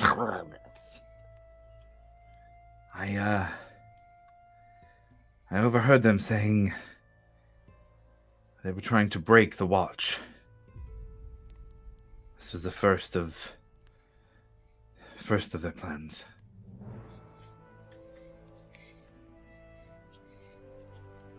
They sounded very powerful. At least from what I could see from the magics they were casting. I think that that smaller one, the big wings, brought that Hydra back to life. Out of a corpse of something, I don't know. But that was a trap. Thank you for walking into it to save me, Squall. Always. Right, where's the captain? Don't want him thinking I'm skimping on my duties. And he jumps down and goes to Feinberg. Question. Did we see where the Atronax came from? Adronak, I think I used the right term. The Adronak, the League of Miracles Adronax. Okay. They came from inside, flying outside, giving chase. So I was just curious if the Cerberus Assembly was protecting the town. Ah, I see. You would not have seen Adronax used by anybody but the League of Miracles. Okay. And also, since being in here, you have not seen any Cerberus Assembly members or annexes or anything out and about. Noted. But it's the middle of the night. You guys are back. A few drinks are had. Anybody have anything they want to do here? Now that we're kind of back, it's up to you guys on what you would like to do. So I think ignoring that job really came back to bite us in the ass, huh? Or almost did, because wasn't that the dude? It wasn't the exact same person, but it was similar. Probably the same group. I have a feeling something like this was going to happen regardless. And you guys would remember that that whole situation with the temple that had people murdered seemed to, with the scry, you had kind of found that seemed to be a trap as well. Yep. So they're just going to keep coming back until they destroy the town and take the axe. The war pick thing. We might have to lead them away from the town if we're going to take the fight to them. Yeah, we're eventually going to have to take care of them. Or we destroy the pickaxe. Good luck selling that. I have a feeling that even if we do that, they might still try and get some kind of revenge for destroying it. Yeah, that's totally fine. But Then they if can't it doesn't use it. exist anymore, then they can't achieve what they want. True. No matter how angry they get. And last I checked, it's very hard to destroy something like that. We'll die for it, man. I did. Alivor, yeah, there you go. Alivor, go ahead and roll me, with you saying that, roll me an Arcana check. Oh, damn. 23. 23. It is hard. It is hard, probably to most people in the world, almost everybody, completely unknown of how to do it. But this group in the past couple of months certainly has done that. So yeah, we don't. The only way we were able to, well, not we, Breck was able to destroy the other weapon was with a weapon of the same, if not greater power. And I don't know of any weapons with greater power than his pick currently. Fortunately, we know. Well, you guys know some pretty powerful people. Anybody who's proficient in religion, roll a religion check for me. There's probably, I think, probably 3 of you. I got half. I got a 12. Oh, nat 20 for 23. At 20, 23 for Ekamos. It's hitting you quite a bit with everything you've been through over the past few months, especially. Dealing with gods trying to ascend and the powers that are involved with that. Yes, Breck did use a weapon that was an Armor of the Betrayers also. But that wasn't the only thing that was going on there. There was the energy of a betrayer god flowing freely there.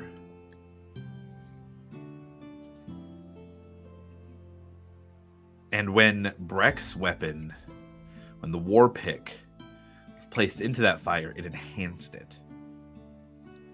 But when the other weapon was exposed to that very powerful energy from another betrayer god, things started going very haywire.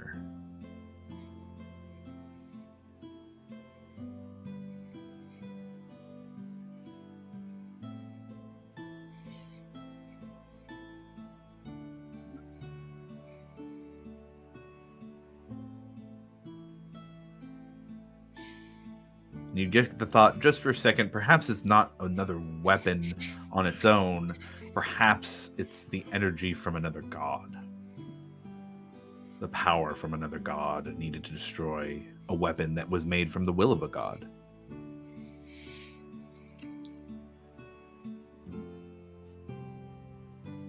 But, you know, the Divine Gate exists also, and that energy is mostly sequestered away in another realm.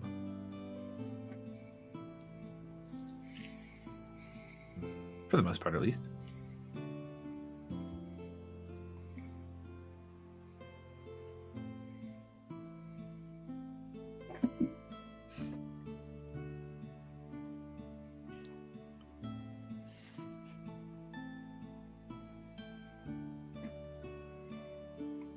You're a cleric now. You deal with the gods, Ekamos. Yeah, I know, right? Yeah, I mean, we've seen weapons and stuff like that, but again, with what I had going on, I'm sure there's someone we can take the items to possibly have destroyed or locked away, or I don't know. We kind of talked about it before. It's not just the only way, I guess.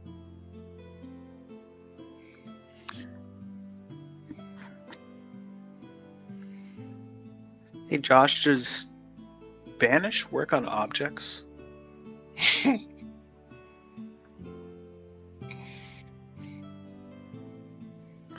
I don't believe so. I think it says specifically you have to target a creature. Okay.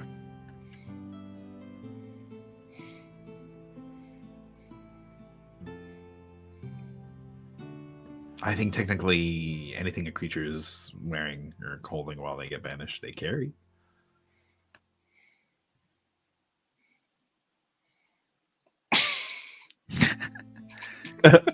Sorry, Breck.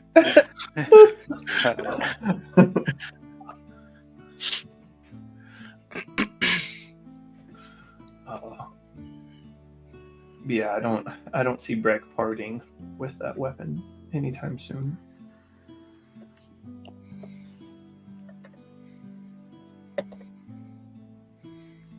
Is he standing right here? I was gonna say, yeah, Breck, yeah, I don't think you're gonna part with that weapon, will you?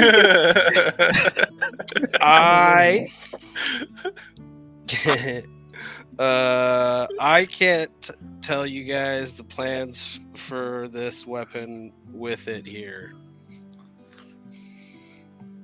With the weapon here? Oh. Yep. That's slightly terrifying, but all right. Yeah, he's kind of a dick. Did any of us know that it's sentient? Milo did. Now we all do. I think in a way Alivor kind of would have too. I was gonna say, it's had I'm a similar pretty- property. Yeah. Pretty akin to voices in my head coming from weapons. I'm kind of new to it, but you know. Oh, I get that, Breck. The one with the spider sword was a creepy bitch. She kept whispering. It's kind of scary, I'm not gonna lie. Yeah, this one likes gold, Hmm. among other things. Typical dragon.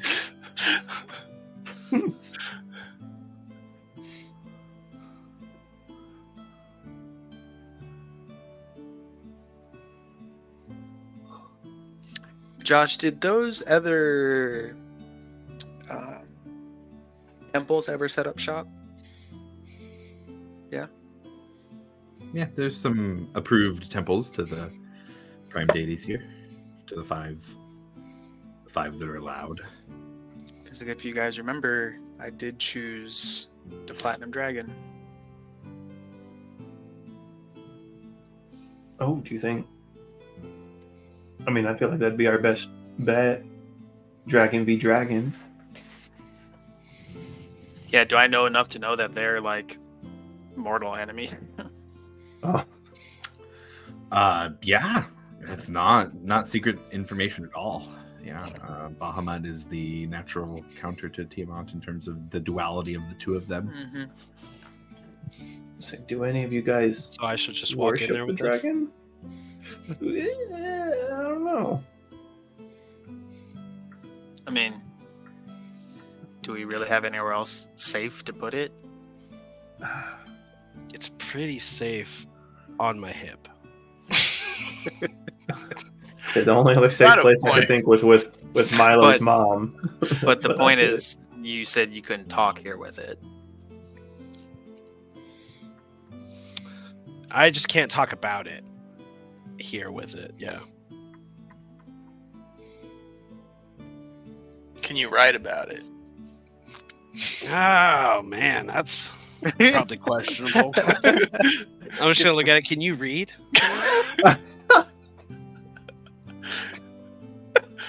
No response, no answer.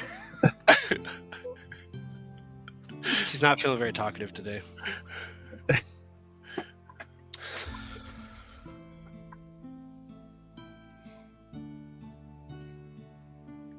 The issue is I just don't really want to put it down, you know? That is an issue. That is Yeah. a red flag if I've ever heard. I was like, Yeah. Write that down. You might need some professional help. Like it's like made out of gold, you know? It's very shiny. Are you saying you feel compelled to not let it go? I'm saying that I haven't put it down since I touched it.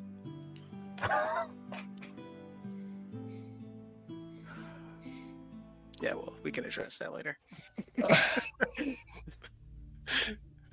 Would you be able to part ways with it If somebody took it, what would your reaction be? I don't like where this is going, guys. Are you gonna try? I'm not trying anything. I'm just curious. Maybe we should just go check out the temple. I don't know.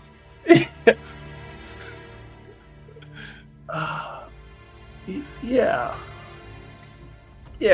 Let's might go be a do good that. Yeah, nobody Olivor's touch got Uther written on his blade. Say nobody touch. Oh wow! So I'm gonna go check out the temple. Wow! God damn. The deflection. I feel like I don't know what that has to do with. I don't know. I got attacked by rocks tonight. God, don't touch his war pig, guys. This is. Wait, what about He's your gonna blade? get- What's going on with that? No, I'm just kidding. Yeah, what the fuck's an Utherprint? Yeah, what's different? What is Utherprint? Are you guys actually asking? Yeah. Oh, yeah. Oh, that's cool. Invisibility and sneak away. Yeah, they're gonna start grilling me. There's a lot of issues with this group. We've been through a lot of shit. Say, oh, I'll see you at the temple, and I just try to run away. You guys do We know realize where it's you like live. the middle of the night. Like we should probably sleep first. Let's just reattack this in the morning, yeah? I agree. I'm spent. Okay. So you guys resting for the night? You going to the temple? I'm gonna go to. We have rooms, right? It's not like houses. It's just rooms. Yes. There's Yeah. Bastion's In the keep, right? Yeah. Yeah. Yeah. Yeah, I'm gonna go to my room. And Easy enough. I'm gonna do something that I haven't done in a long time, and that's meditate. Oh, nice. Go ahead and roll wisdom. Let's call it wisdom saving throw for that one. Natural 20 for 23. Alright. Remember, I loaded dice tonight. I think I have loaded dice. I don't know what's going on. 5 nat 20s tonight. Yeah. This die that I'm using usually sucks. It's the dice karma coming back. I guess. We're good. With a 23, for a moment, you see Sheen. Just not connected like you were before, but just a brief image. And you see her laying down, essentially in the same room she was in before. Sleeping. Just for a second.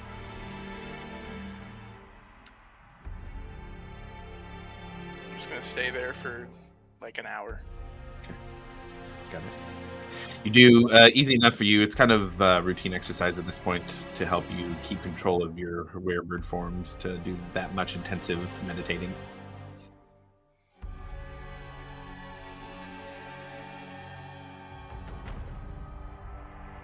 Anybody else got anything? I don't know if this is possible. I know he's not here, but I would have asked Milo if he could send a message to Nora. Okay. What would the message be? It's 25 words, right? Yes. Fuck.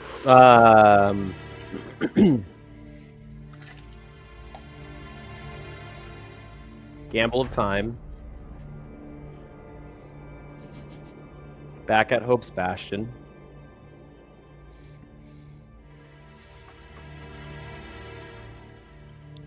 Stolver.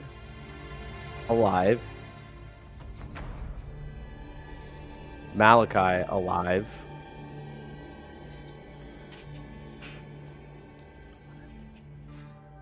Dragon just attacked.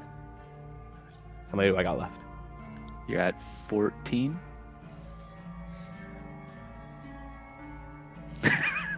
I always think of Kevin from The Office when players are making message. Why use more words when less words do trick? Do trick better. Unga bunga.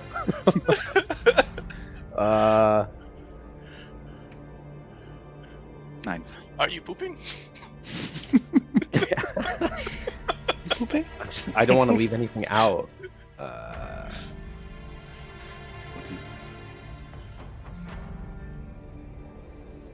It's hard on the spot, isn't it? Weird. You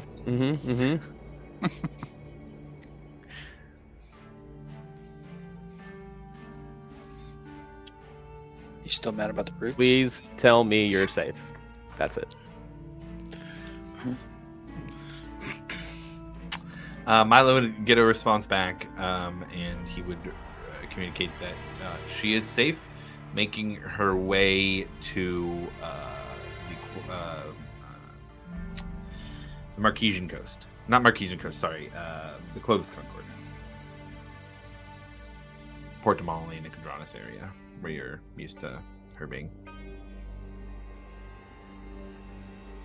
Cool, she's alive. That's all I needed to know. And now she knows. All the dirt. I'm gonna go to bed. Breck, you had been talking about going to the temple. Did you want to try and go to the temple tonight? Did Alivor invisibly run off toward the temple? He invisibly ran off. Alivor was it towards the temple? Said I'm going toward the temple. Last we had discussed we were going to go towards the temple. Then yeah, Alivor would go invisible and go towards the temple. Yeah, I said I'd meet you there. Then I will also go to the temple.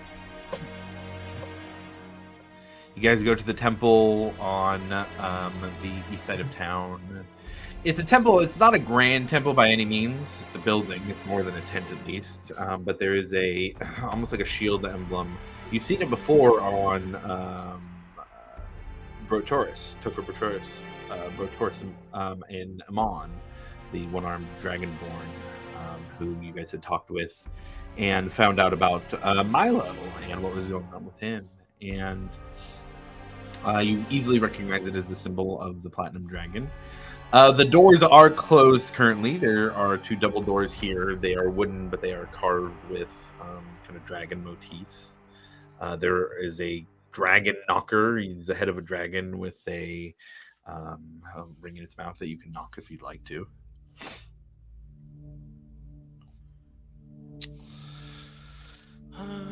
What time of night is it? Oh, now 11:30ish or so. There's quite a bit of hubbub given the dragon attack, but nobody is currently has any open doors here in the temple. Yeah, I'll knock. Oliver, you go to the temple as well? Yes. You're able to see Breck do these things. And let's see here. Yeah, a couple minutes pass, and one of the double doors creaks open, and there is a human wearing silver robes that peeks their head out. We're closed for the night.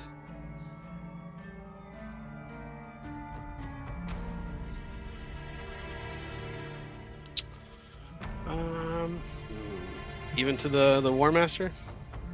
Roll a persuasion check. With advantage.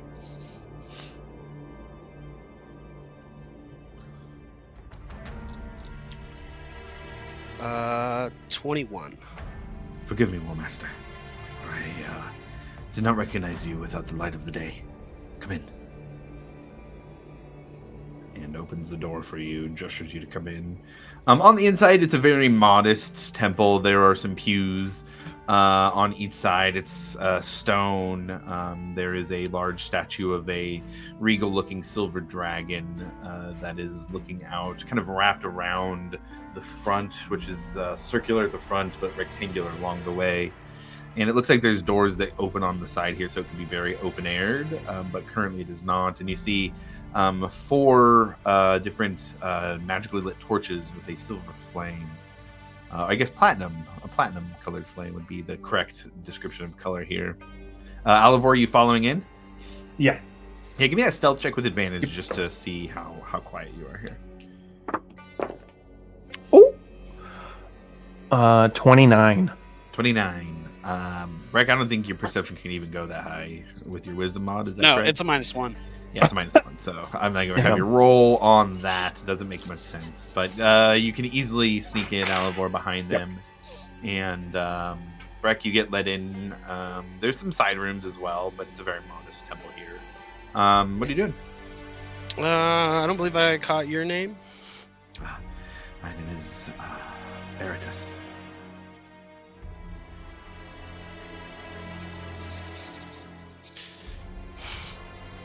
What can you tell me about your god's fight with Tiamat?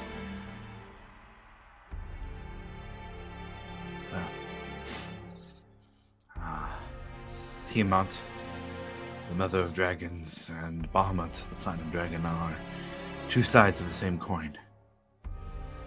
Tiamat represents greed, ambition, destruction.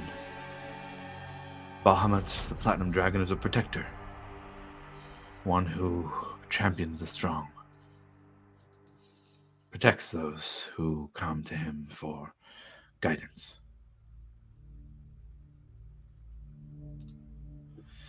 At the time of the calamity, they were both placed behind the Divine Gate, and their conflicts continue in realms beyond our own.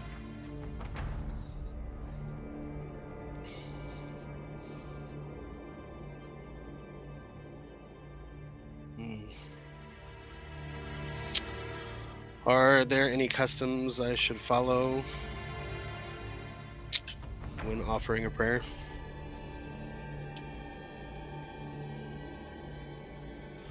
I do not think there are any instructions. Not for prayer. Platinum Dragon accepts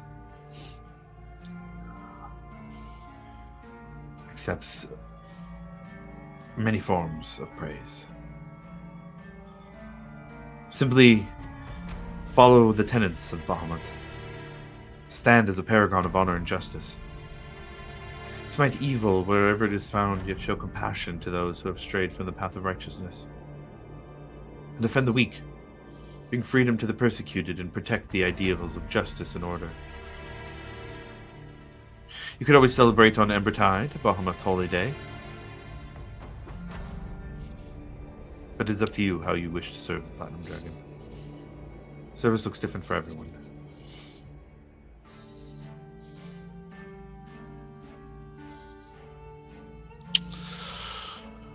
Okay. With that, then I guess I will just go up to the front where the you said platinum like fire. Yeah, so there around the room, there's 4 different torches that are lit with magical platinum fire. Up front, there is a it almost looks like an incense bowl, a brazier. That one is not lit. That's right in front of the statue that kind of wraps around the front area. That is depiction of Bahamut. Okay. I will step up to the brazier and put 1 piece of platinum in it. Okay, sure.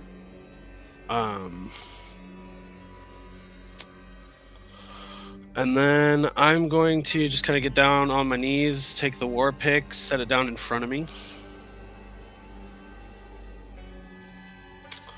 and say, Bahamut, I am humbly requesting your guidance. Very interesting. Very interesting.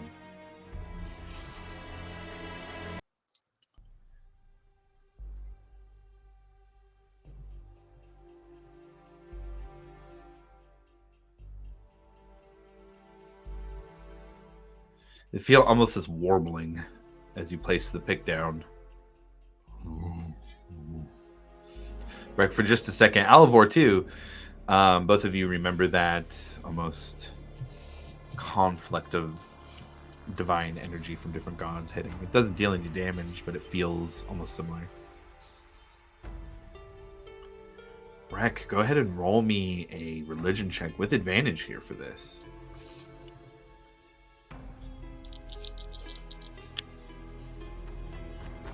It's 16. 16.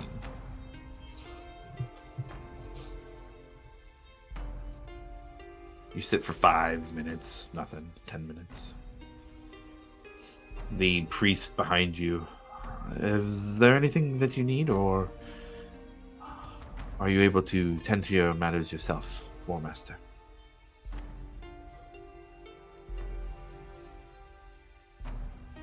Perhaps a book from our library.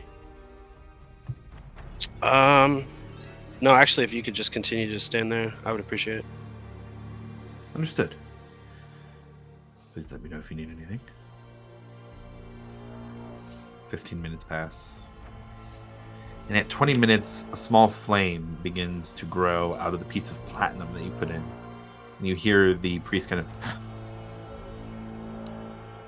An omen. And the platinum fire begins to spread on its own here in this brazier.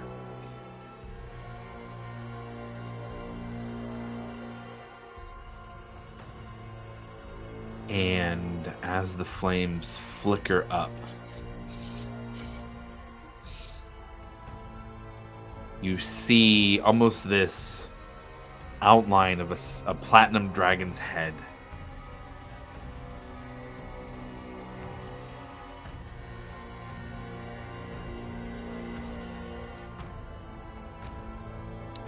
And it slowly fades and is replaced with a sickly yellow color of a yellow eye.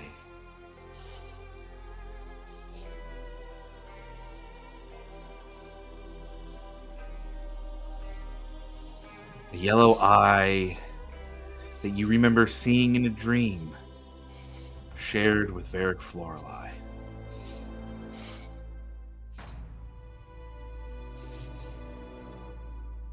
There is still divine power left in the world.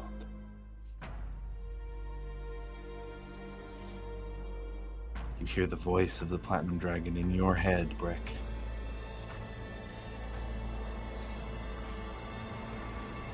That's where we're going to end the session for the night.